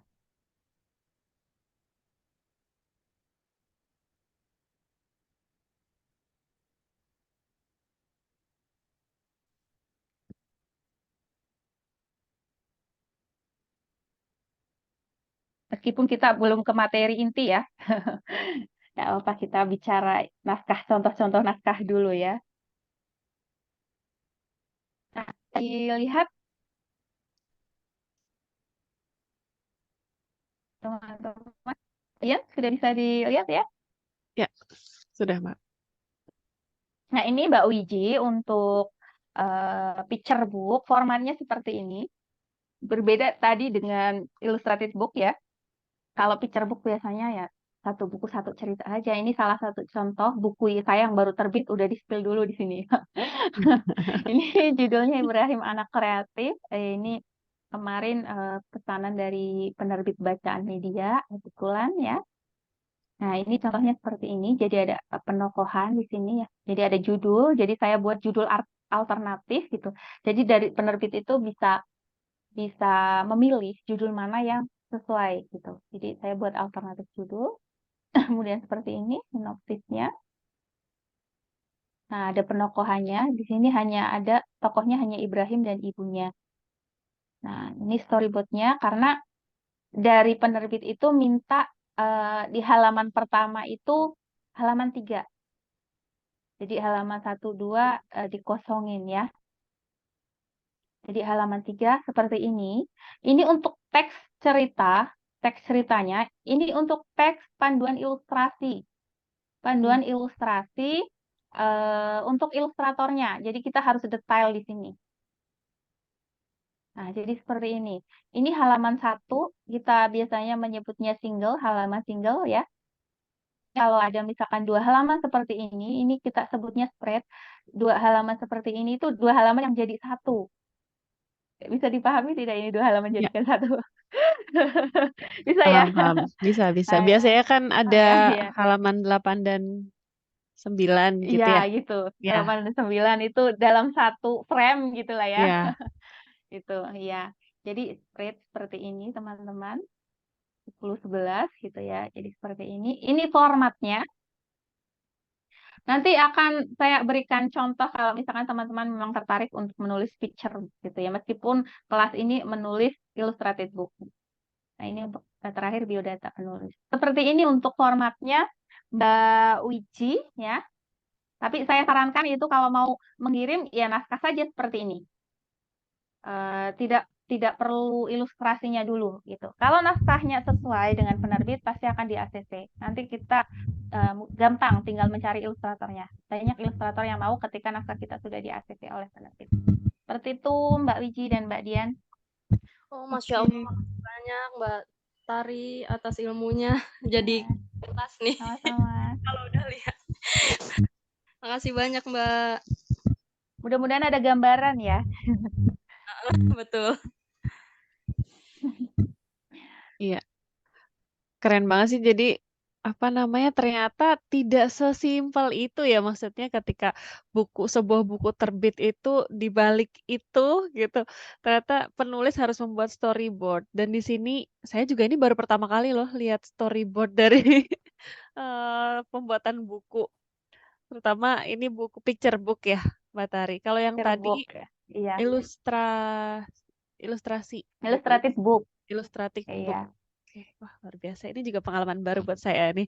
Oke, selanjutnya ada Mbak Nuke. Silakan. Ya, selamat malam Mbak Tari. Selamat malam, Mbak Informasinya Nuke. keren banget, baru tahu juga ini. Nah, yang mau saya tanyakan, kan ini buku-buku anak itu biasanya ada kayak seri pengembangan ya, karakter gitu. Pengembangan diri atau cinta lingkungan, lain-lain gitu. Nah, itu apakah dibedakan kalau misalnya buku untuk umur PAUD harus ada seri karakternya atau buat buku yang 6 tahun sampai 10 tahun bebas gitu sih, Mbak? Ataukah itu permintaan dari penerbit juga atau kita yang tentukan sendiri dari awal gitu? Kalau itu mau dikasih nilai-nilai karakter begitu, Mbak. Terima kasih. Oke, terima kasih Mbak Nuke. Saya langsung jawab ya Mbak Dian ya. Ya, silakan Mbak Tari. Oke, untuk seri pengembangan karakter. Nah, biasanya Mbak Nuke, sebelum kita menulis buku cerita anak, kita harus menentukan dulu target pembaca kita. Untuk anak-anak usia berapa? Itu. Apakah untuk pembaca awal gitu ya? Besok akan saya ini ya lebih detailnya ya untuk jenjang-jenjang pembaca, meskipun beberapa kali juga sudah saya sampaikan sepertinya ya untuk perjenjangan buku ya Mbak Dian ya. Ya. Sudah ya. Tapi besok nanti akan untuk mengingatkan kembali teman-teman di sini ya. Jadi sebelum kita menulis buku anak atau menulis cerita anak, kita itu harus menentukan dulu untuk siapa buku kita itu, untuk anak usia berapa buku kita. Itu seperti itu. Meskipun di perjenjangan buku anak itu baru dipakai oleh lembaga-lembaga pemerintahan yang menerbitkan buku, misalnya seperti Balai Bahasa kemarin mengadakan sayembara, kemudian seperti GLN yang mengadakan sayembara juga gitu ya. Biasanya di penerbitan itu belum menggunakan perjenjangan buku. Selama ini yang saya tahu seperti itu, gitu ya. Tetapi kalau baiknya gitu ditentukan dulu ini buku untuk usia berapa gitu. Jadi kita bisa menentukan dari bahasanya, dari masalahnya gitu apa yang akan kita sampaikan gitu. Jadi lebih terarah karena kita tahu untuk siapa buku kita. Seperti tadi Mbak Wiji, saya ingin membuat cerita anak untuk usia 6 tahun ke bawah. Oh, berarti bentuknya picture book gitu ya. Tapi kalau misalkan anak 6 tahun yang sudah bisa membaca lancar gitu, ya bisa nih kita membuat illustrated book juga gitu, disesuaikan dengan kondisi anaknya juga sudah lancar membaca atau belum. Itu seperti itu. Kemudian tadi apa ya, pengembangan karakternya gimana gitu ya? Atau gimana tadi? Iya, pengembangan karakternya itu berarti kan sesuai pengarangnya sendiri gitu ya, Mbak Tari? Ya, jadi disesuaikan saja oleh pengarangnya. Misalnya untuk anak-anak usia katakanlah PAUD, kemudian SD kelas rendah, kita bisa menulis dongeng-dongeng anak gitu ya, fabel gitu. Biasanya mereka lebih suka yang dongeng-dongeng daripada cerita realis. Biasanya cerita-cerita realis itu disukai oleh anak-anak kelas 3, 4, 5, 6 biasanya lebih suka cerita realis. Tapi kalau anak-anak di bawah usia itu biasanya lebih suka yang dongeng, lebih suka yang kerajaan-kerajaan, yang fabel, itu seperti itu. Itu Mbak Nuke. Terima kasih banyak, Mbak Tari. Ya, sama-sama. Oke, terima kasih Mbak Nuke, terima kasih Mbak Tari. Nah, ini di kolom chat juga sudah ada pertanyaan dari Mas atau Mbak Rinalko ini. Tadi sama seperti yang ditanyakan oleh Mbak Nuke dan sudah terjawab. Ada pertanyaan tambahan di bawahnya, pasar yang bagus usia berapa ya, Mbak? Kalau tadi kita ngobrolin yang paling banyak dicari adalah ilustratif book, apa namanya? Sorry, buku yang dalam satu buku banyak cerita. Nah, ini usianya usia berapa nih, Mbak, yang paling banyak dicari? Yang sebenarnya kalau untuk yang paling banyak dicari itu hampir semua buku cerita anak banyak dicari. Saya menerbitkan illustrated book, saya menerbitkan picture book gitu, dan angka penjualannya hampir sama gitu. Angka penjualnya hampir sama.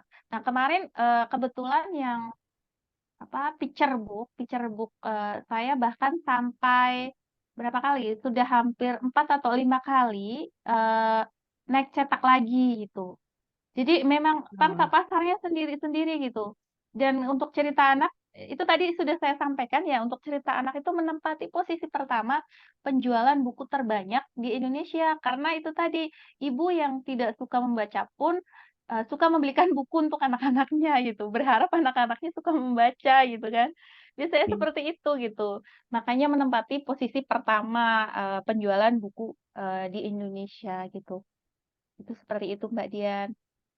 Oke, ya jadi teman-teman mungkin sesuai dengan yang ingin ditulis ya, Mbak ya. Jadi supaya nanti pada saat mengerjakan itu kita bisa lebih apa namanya?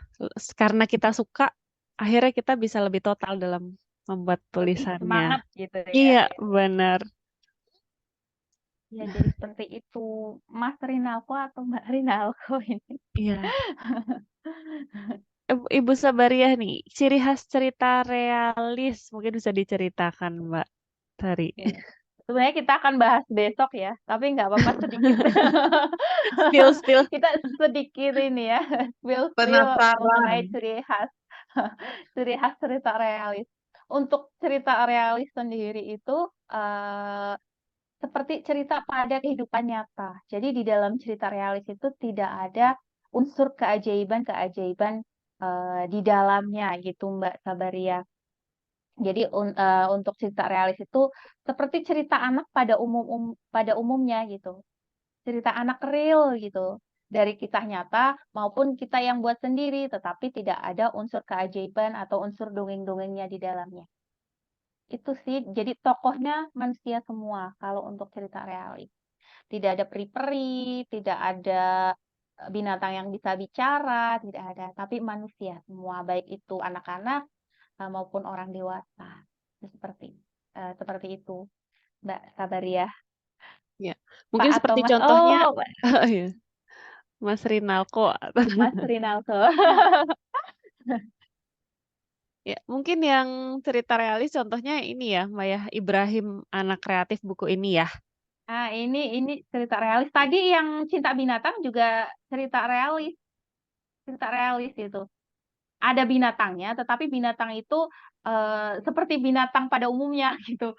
Seperti pada dunia nyata, binatangnya tidak sekolah, binatangnya tidak bisa bicara gitu. Jadi binatang yang membantu kakek membajak sawah, misalnya seperti itu gitu. Jadi seperti cerita real, tidak ada dongeng-dongengnya di dalamnya. Ini seperti ini juga cerita realis ini. Jadi ada Ibrahim dengan ibunya, yang Ibrahim tidak suka memakan buah-buahan gitu. Dan bagaimana Ibrahim mulai menyukai buah-buahan gitu. Jadi dia mencari cara biar dia tuh suka buah-buahan gitu. Bisa dibeli bukunya, baru terbit. Ayo dibeli buat referensi loh, buat referensi dalam membuat Buat tulisan kali ini referensi. loh. Pesan kami. Gimana Mbak Sabaria? Kami pesan. Oh, mau pesan Oh iya, bukunya. Mau boleh, dong. boleh, boleh. Nanti japri-japrian saya pesan buku ini. Iya, boleh sekali. Nah, ini Mas Rinalko juga nih pesan malah minta tanda tangannya sekalian ya. Bisa ya Mbak Tari? Bisa banget. Sama, tanda Jadi tangan ini juga. ya siap. Jadi untuk teman-teman nanti setelah kelas ini mudah-mudahan tidak terputus silaturahmi kita tetap terjaga, kita tetap diskusi meskipun di WA gitu ya. Mungkin teman-teman yang ingin bisa menerbitkan di penerbitan gitu, bisa nanti diskusi dengan saya gitu. Jadi apa yang nanti saya tahu, insya Allah akan saya beritahu ke teman-teman gitu. Misalnya seperti kemarin Mbak minta alamat-alamat penerbit cerita anak dong, ada yang japri seperti itu. Ya, saya bagikan di situ sudah saya rangkum semuanya. Nanti kalau misalkan teman-teman di sini ingin apa meminta juga akan saya bagikan untuk apa rangkuman penerbit-penerbit cerita anak. Masya Allah, Sudah keren banget. dirangkum. Oke, nah mumpung masih banyak waktu nih, teman-teman bisa diskusi lagi dengan Mbak Tari. Ada yang ingin ditanyakan lagi? Karena tadi diskusi kita berkembang sampai spill-spill materi besok. Gimana nih? Coba sebentar saya lihat. Ada yang ingin ditanyakan? Yang dari tadi on cam nih. Mbak Deta, Rosmala Dewi. Halo, selamat malam, Mbak. Diskusikan Halo, selamat malam. Alhamdulillah masih paham, Mbak. Iya, ini sudah pernah menerbitkan buku atau sudah memang suka menulis cerita? Kalau untuk cerita anak belum pernah, belum pernah. Jadi belakangan ini tertarik sama cerita anak, gitu. Oke, cocok berarti ikut kelas malam hari ini. Iya, betul, betul. Oke, berarti ini Insya di kelas, Allah, Mbak. ya? Gimana Mbak Oh Tari? iya, Insya Allah besok Mbak Dian, saya akan bagikan untuk apa bagaimana teknik atau cara-cara menulis atau menulis cerita anak untuk pemula gitu. Jadi mudah-mudahan bisa memudahkan teman-teman untuk memulainya gitu. Mulai menulis cerita anak. Oke, berarti ini tuh ada grup WA-nya, terus di grup WA bisa tanya-tanya langsung interaktif dengan Mbak Tari juga ya? Silakan. Kalau misalkan saya belum dimasukkan ke grup ya. Silakan kalau misalkan saya mau dimasukkan di grup juga silakan. Kalau teman-teman ingin chat pribadi juga tidak masalah. Oh, oke, bisa jadi masukan nih Mas Indra.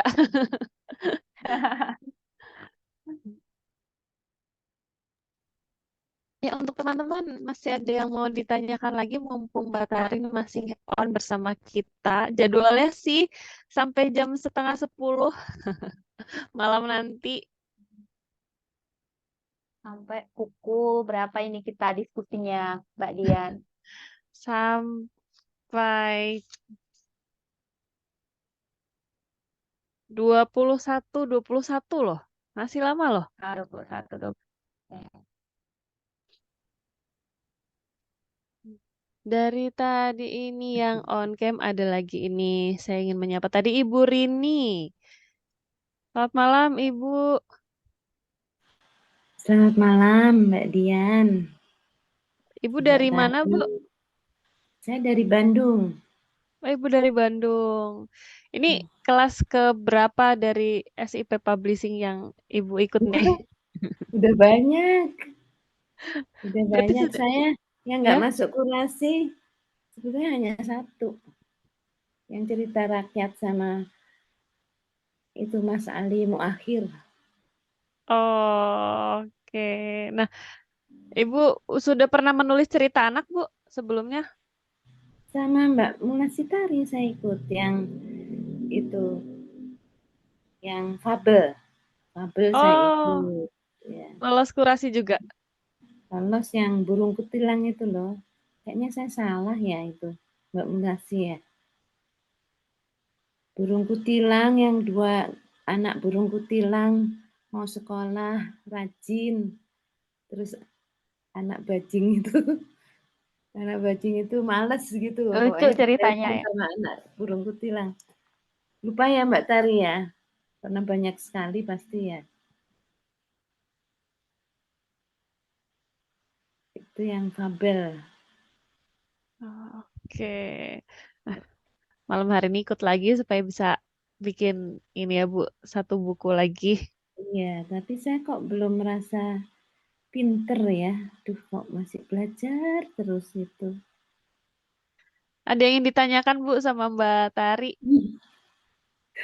Ya itu yang burung kutilang itu di mana ya anunya kekurangan, kelebihannya atau gimana?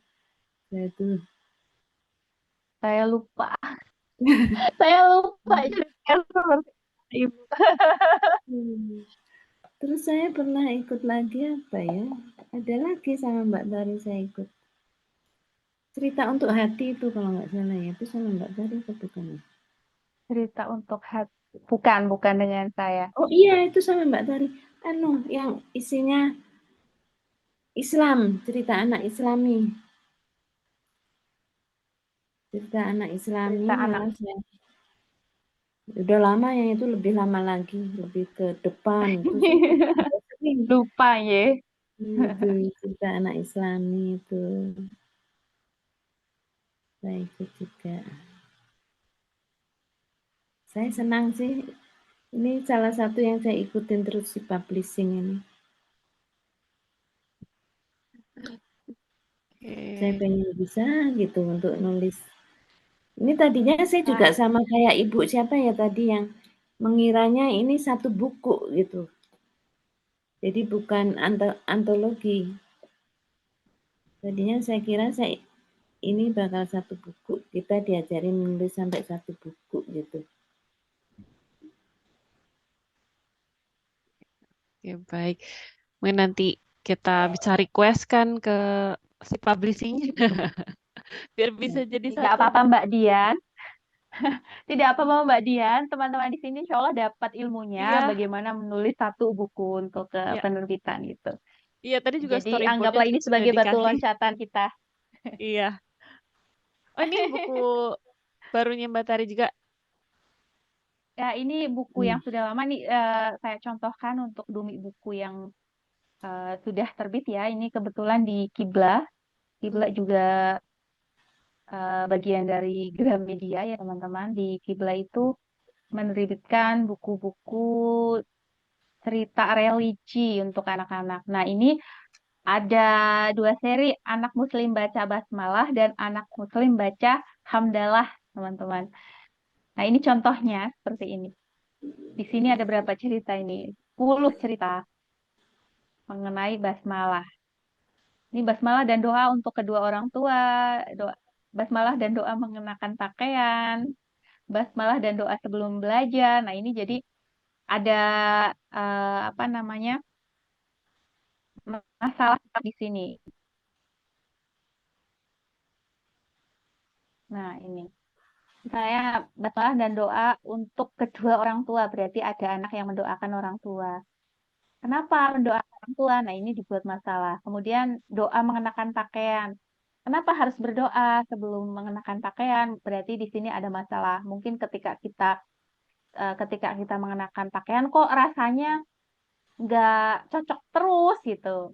Jadi bisa munculkan masalah seperti itu. Kemudian membaca doa mengenakan pakaian. Kemudian doa sebelum belajar. Nah, biasanya apa? Kalau kalau sebelum belajar tidak berdoa gimana? Mungkin tidak fokus.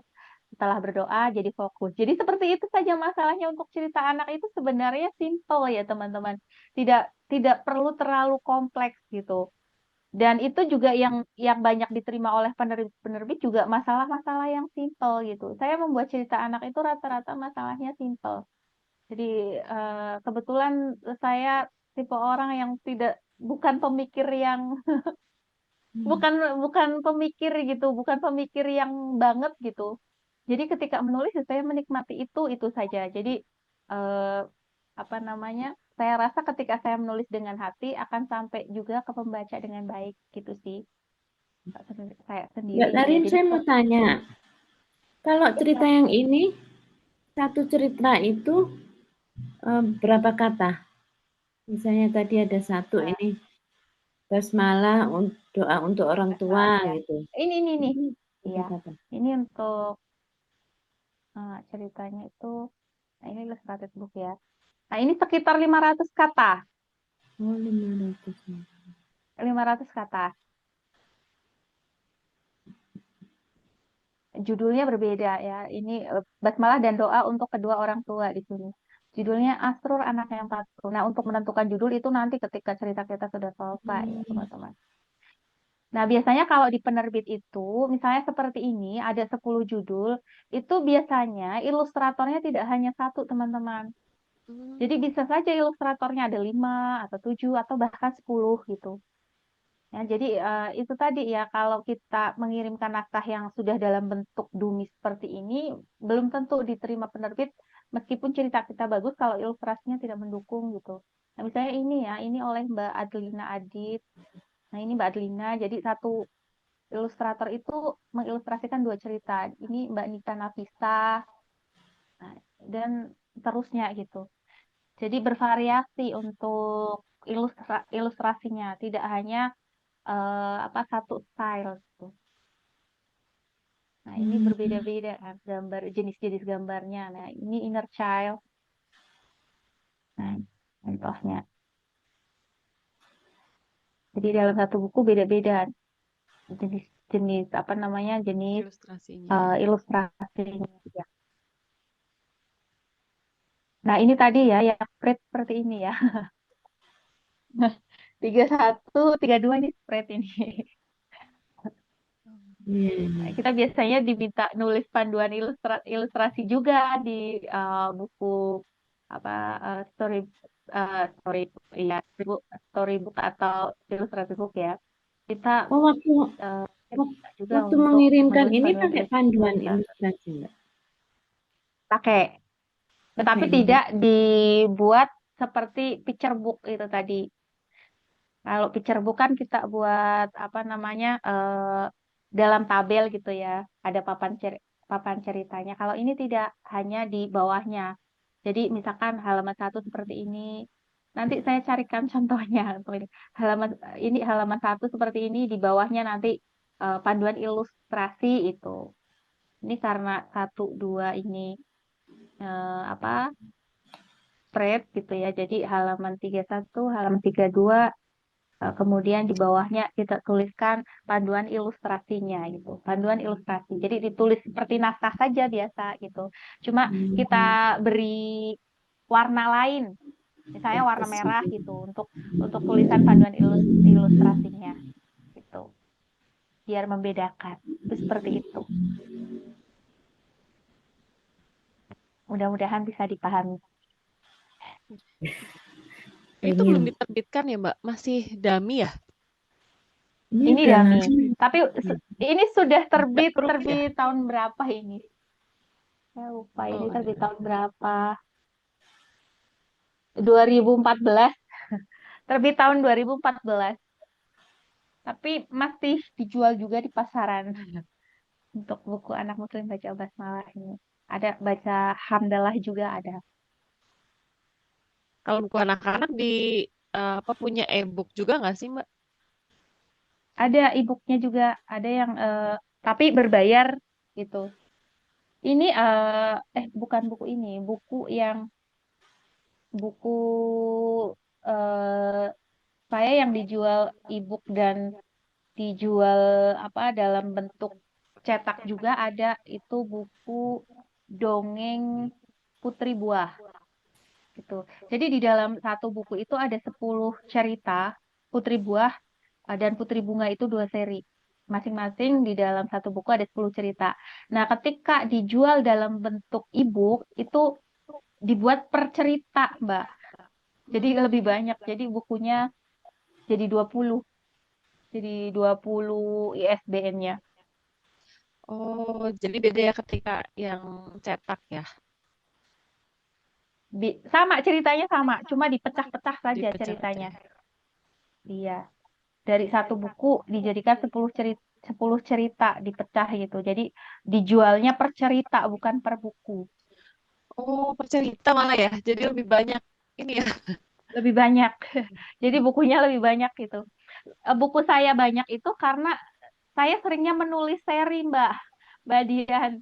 Misalnya dari penerbit minta nih menuliskan seri pendidikan karakter gitu kan, ada 18 pendidikan karakter. Nah, itu dijadikan 18 buku, masing-masing buku 10 cerita gitu. Jadi banyakan seri.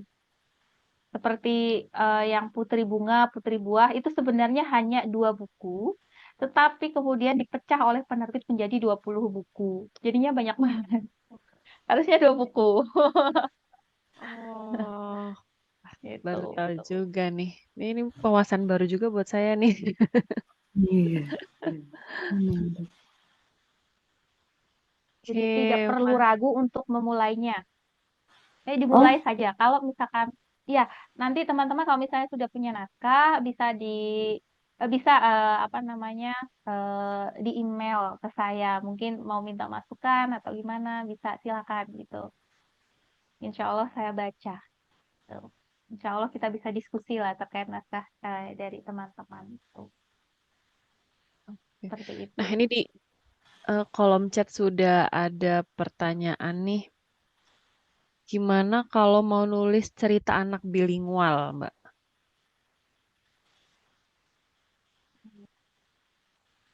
Nulis cerita anak bilingual. Ya. Kemarin saya nulis cerita anak yang di presidensi G20 gitu ya. Itu diterjemahkan ke dalam 20 bahasa. Ada 6 bahasa PBB dan berapa itu berarti? 6 bahasa PBB kemudian ke bahasa daerah juga gitu. Nah, biasanya kalau untuk menulis naskah bilingual itu kita perlu orang lain yang tahu bahasa tersebut gitu. Kecuali kalau misalnya kita menulis bahasa bahasa daerah kita dengan bahasa Indonesia, seperti sayembara-sayembara yang diadakan oleh Balai Bahasa gitu kan ya. Seperti kemarin yang dari Balai Bahasa Jawa Tengah, karena saya penutur asli bahasa Jawa, jadi saya bisa nih menerjemahkan cerita saya sendiri. Tetapi kalau misalkan cerita saya diterjemahkan ke bahasa Arab gitu ya, kemudian bahasa Rusia dan sebagainya itu saya tidak tahu bahasanya gitu. Jadi saya butuh ahli yang tahu bahasa tersebut gitu. Jadi kita bisa bekerja sama dengan ahlinya. Itu seperti itu. Kecuali kalau kita bisa bahasa tersebut nggak apa-apa gitu. Jadi ada 2 di dalam ceritanya. Ada 2 teks gitu. Yang pertama teks bahasa Indonesia, yang kedua teks bahasa yang akan kita terjemahkan bahasa apa gitu. Biasanya kalau kalau di toko-toko buku itu ada bahasa Indonesia dan bahasa Inggris, biasanya kebanyakan itu. Bahasa Indonesia dan Inggris gitu. Dan sudah banyak juga yang menerbitkan naskah-naskah bilingual, bisa dicoba teman-teman. Seperti itu.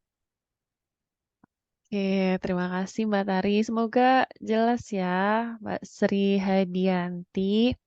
Oke, pertanyaan berikutnya Mbak Tari, ada referensi buku edukasi seks pada anak kah? Atau mungkin Mbak Tari pernah menulis juga? Edukasi seks pada anak. Ya. Nah, ini belum banyak ya, karena kita menganggap hal-hal seperti itu tabu, teman-teman, di negeri kita. Nah, itu bisa jadi salah satu ide sebenarnya untuk kita angkat gitu. Itu yang sering mengangkat terkait itu biasanya Mbak Watik ya. Kalau teman-teman Oh eh, iya. mengikuti penulis-penulis cerita anak itu biasanya Mbak Watik itu mengangkat tema-tema yang dianggap tabu gitu. Tapi bisa jadi peluang juga gitu untuk ini. Kalau saya sendiri memilih tidak menulis hal-hal seperti itu gitu, karena teman-teman pasti pernah dengar cerita apa tentang Mbak Fitria Cakra ya. Kalau teman-teman mengikuti perkembangan buku anak yang dulu itu menulis cerita tentang bukan bukan mimpi basah atau apalah tentang itulah ya, ya edukasi gitulah ya. Tetapi eh, apa ilustrasinya seolah-olah sedang memegang alat kelamin si anak gitu. Nah, itu diseruduk sama banyak ibu-ibu. Katanya mengajarkan hal-hal yang tidak baik lah dan sebagainya gitu. Nah, itu saya sendiri saya bukan bermain aman ya, tetapi saya lebih lebih suka mengangkat tema-tema yang lain gitu. Meskipun sebenarnya tema-tema itu sangat perlu untuk diangkat gitu agar teman-teman apa anak-anak itu paham gitu. Jadi seperti itu, Mas Rinalko. Oke, Kemudian berarti ada lagi ya. ada lagi nih Mbak Wiji. Berapa lama konfirmasi dari penerbit naskah kita diterima atau ditolak ya Mbak? Diterima atau ditolak? Oke, Mbak Wiji. Biasanya normalnya untuk apa balasan dari penerbit naskah kita diterima atau ditolak itu sekitar 1 minggu sampai 3 bulan gitu. Kita harus harus aktif untuk bertanya dengan editornya, dengan penerbitnya gitu. Karena biasanya naskahnya itu antri gitu ya. Kecuali kalau misalnya kita sudah dapat pesanan langsung dari penerbit itu biasanya didahulukan gitu. Tapi kalau misalnya baru pertama ngirim, nah itu tunggu untuk waktu menunggunya itu 3 bulan. Nah, selama 3 bulan itu gunakan waktu menunggu untuk terus menulis gitu. Saya seperti itu gitu. Jadi saya menulis satu buku, saya kirim ke penerbit gitu. Sambil menunggu, saya terus menulis gitu. Jadi apa namanya tidak hanya menunggu satu buku. Nah, ketika naskah selesai lagi, saya kirim lagi ke penerbit lain gitu. Nah, sambil menunggu, saya tetap menulis gitu terus gitu ya. Makanya ketika naskah terbit itu brudul gitu. Jadi, di sini diterima, di sini ditolak nggak masalah gitu. Ada penyembuh luka yang lain. Ya kan ada penyemangat Ya. yang lain, wah ini diterima gitu. Jadi kita jadi tahu, oh ternyata penerbit ini tidak suka dengan naskah tipe seperti ini gitu. Dan kita bisa diskusi dengan editornya, naskah seperti apa sih yang sedang dibutuhkan gitu. Naskah seperti apa sih yang diterima di sana gitu. Kita bisa diskusi gitu. Jadi biasanya editor itu ngasih kisi-kisi ke kita. Di sini sudah ada buku jenis ini yang sudah diterbitkan, Mbak. Kalau misalnya ingin menerbitkan buku cerita anak, boleh nih tema ini gitu. Kan endingnya kita jadi dapat tawaran nih dari editornya, biasanya seperti itu teman-teman gitu. Jadi makanya itu jangan ragu untuk bertanya dengan editor. Tuh, nggak apa-apa, mereka baik-baik editor buku-buku anak itu. Seperti itu. Dan jangan menunggu naskah kita, eh, jawaban dari apa naskah kita. Jangan menunggu naskah kita di ACC atau ditolak. Biarkan saja. Jadi tulis, kirim, lupakan. Tulis, kirim, lupakan gitu. Ya, tahu-tahu naskah kita udah banyak. Tahu-tahu buku kita udah di ACC oleh banyak penerbit. Nah, Seperti itu. ini kan kita berarti ngirim naskah ke penerbit, Mbak. Nah, ini kan satu penerbit atau boleh nggak sih kayak orang ngelamar kerjaan gitu, probabilitas kita ngirim langsung ke beberapa penerbit. Tapi nanti kalau diterima semua gimana? Nah, iya. Jadi teman-teman, kalau kita punya satu naskah nih, satu naskah, itu dikirimkan ke satu penerbit saja gitu. Nah, ketika naskah kita tidak di ACC, baru dilempar ke penerbit lain gitu. Jadi jangan kirimkan satu satu apa namanya judul yang Naskah. sama ke penerbit yang berbeda gitu. Jadi seperti itu alurnya gitu ya. Kecuali kalau kita mau buat buat cerita lagi dengan tema yang beda, dengan tulisan yang beda, nanti bisa dikirimkan ke penerbit yang berbeda gitu. Jadi seperti itu. Jangan kirimkan ke penerbit yang berbeda dengan naskah yang sama. Harus beda naskahnya. Kecuali kalau sudah pasti nih ditolak oleh penerbit itu gitu, baru dikirimkan ke penerbit lainnya gitu. Oke, itu rumusnya ya, teman-teman ya. Oke, nih pertanyaan berikutnya. Untuk buku cerita remaja, tadi Mbak bilang cocok tipe realis. Kira-kira untuk buku anak kita butuh berapa kata? Tadi yang 500 kata itu semua atau gimana, Mbak? Ya, 500 kata itu untuk tadi illustrated book. Ya, illustrated book itu 500 sampai 700 kata. Nanti sih tergantung penerbitnya. Biasanya kalau sesuai kebutuhan mereka, kalau misalkan mereka Mbak ditambahi untuk teks ceritanya gitu, karena kita butuh sekian halaman gitu untuk bukunya, biar bukunya tebal dan sebagainya gitu. Nanti disesuaikan dengan penerbitnya. Tapi biasanya kalau yang saya kirim selama ini gitu ya, itu biasanya 500 sampai 700 kata per cerita gitu. Mas Rinalko. Ya, pertanyaan berikutnya nih dari Mas Rinalko. cerita kehidupan anak era 80-an di desa masih menarik nggak ya, Mbak, untuk anak era sekarang? 8 bulan itu kayak mana? Saya juga belum ngalamin, belum lahir itu. Gimana nih? Gimana ini anak 8 bulan yang gimana ya? Yang mungkin bermain di sawah kah gitu? Kemudian yang suka panjat pohon kah gitu ya? Mandi Mandi di di kali, iya kali, benar. ya, Mandi yang di itu. kali kah? Nah, eh itu masih relevan ya dengan apa cerita anak jika dituliskan saat ini masih relevan ya, Mas Rinaldo, karena saya sendiri hidupnya di desa. Anak-anak saya suka mandi di kali, suka manjat pohon, suka bermain di sawah, suka naik naik kerbau, naik sapi. Itu anak-anak saya suka bermain layangan gitu. Saya memang suka hidup di desa, Mbak, meskipun saya kerjanya di kota gitu. Jadi saya lebih baik bolak-balik apa bolak-balik ke kantor saya gitu ya, setiap hari bolak-balik gitu, dibanding saya harus harus menetap di kota gitu. Rasanya kok beda saja gitu. Saya ingin anak-anak saya itu mengalami hal-hal seperti itu, yang mandi di kali bebas gitu ya, di alam bebas gitu. Nggak hanya bermain HP gitu. Jadi masih relevan ya untuk Mas Rinaldo ya menulis cerita-cerita di era 80-an. Karena era berapa ini, 2020-an juga masih ada yang seperti itu. Contohnya anak-anak saya gitu, dan masih masih banyak juga yang anak-anak yang mengalami hal seperti itu. Nah, itu untuk, memberitahu anak-anak di, kota juga bahwa, "Oh, masih di desa seperti ini loh kehidupannya," gitu. Jadi kita memberikan pengetahuan lain kepada anak-anak yang mungkin hidupnya di kota gitu ya, yang berbeda dengan anak-anak di desa. Pun ketika kita menulis cerita setting di kota dibaca oleh anak-anak desa jadi tahu, "Oh ternyata seperti ini ya kehidupan di kota," gitu. Jadi tidak masalah gitu. Kebanyakan, seperti kemarin yang lomba-lomba di Balai Bahasa ya, saya ceritakan lagi, kebanyakan juga mengangkat hal-hal yang ada di desa. Kebanyakan seperti itu, tentang kebudayaan, tentang kehidupan anak-anak di desa gitu. Kebanyakan seperti itu. Jadi memang memang, kita sendiri menggalakkan anak-anak untuk mengenal itu, gitu.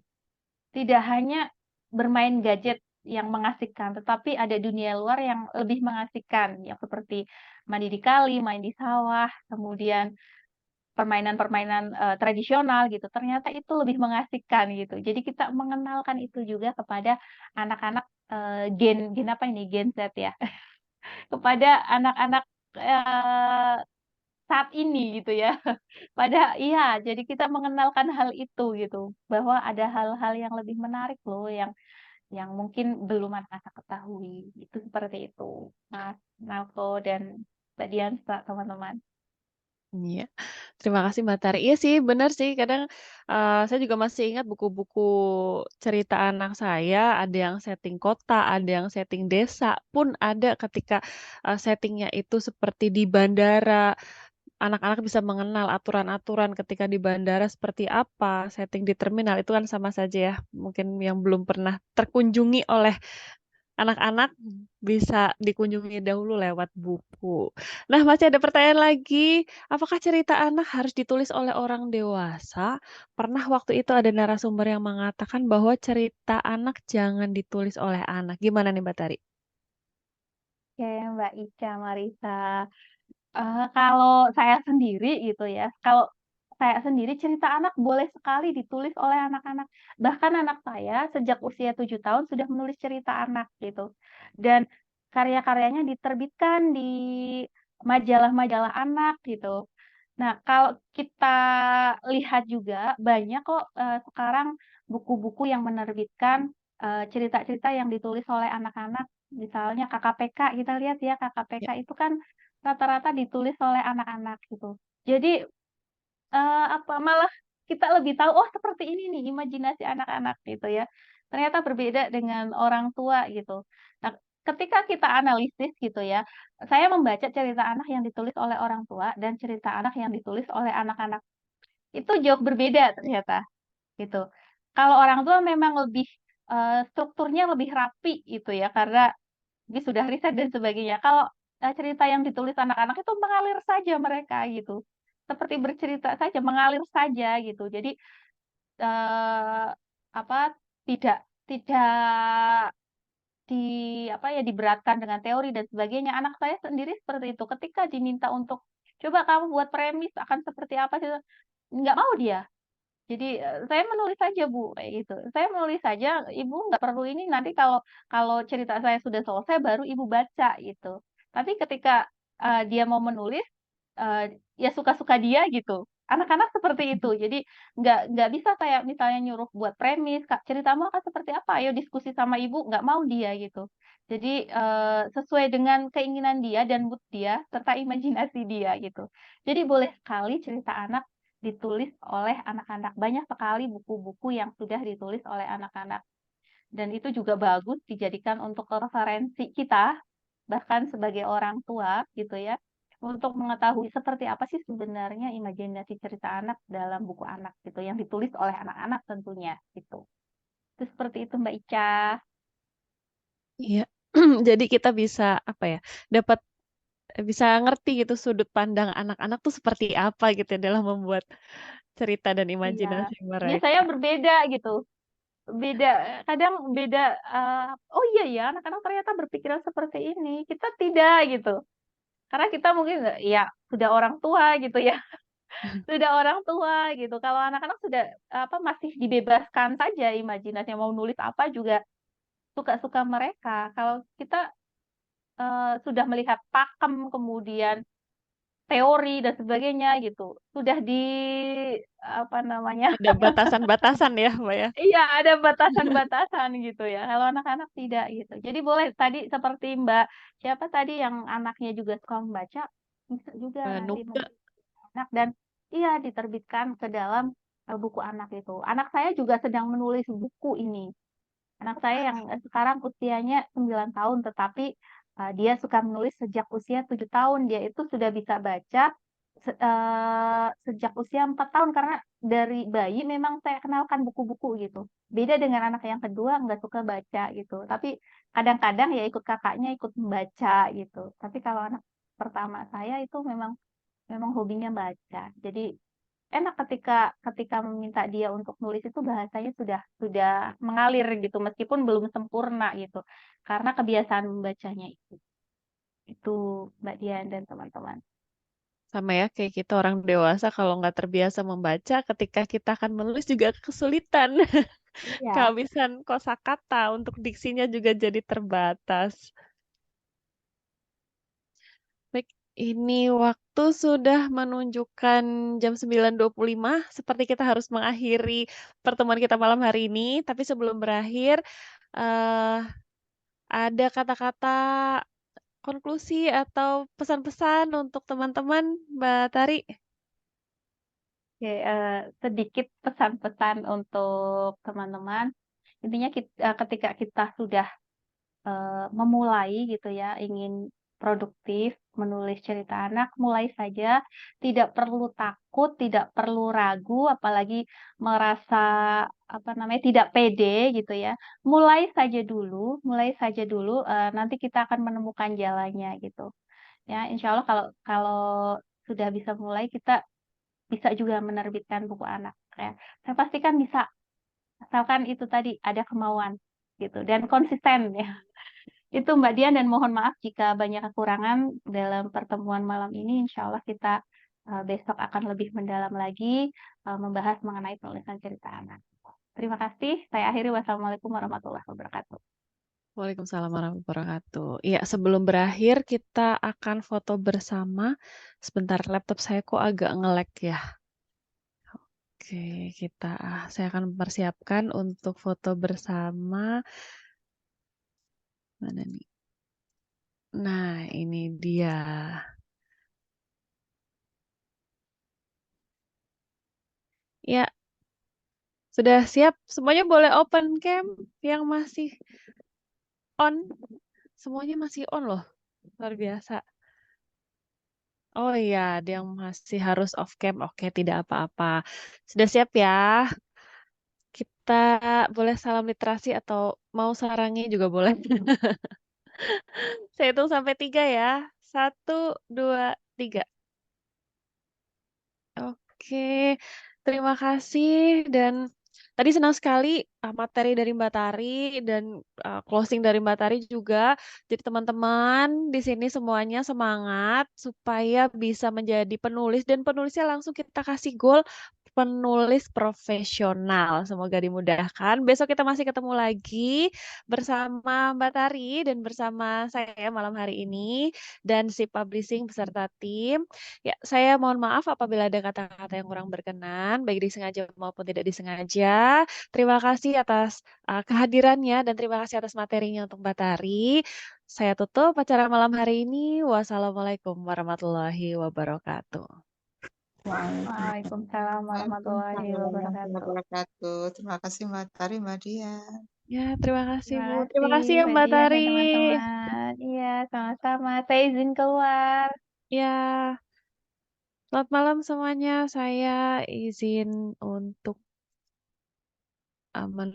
untuk live ya.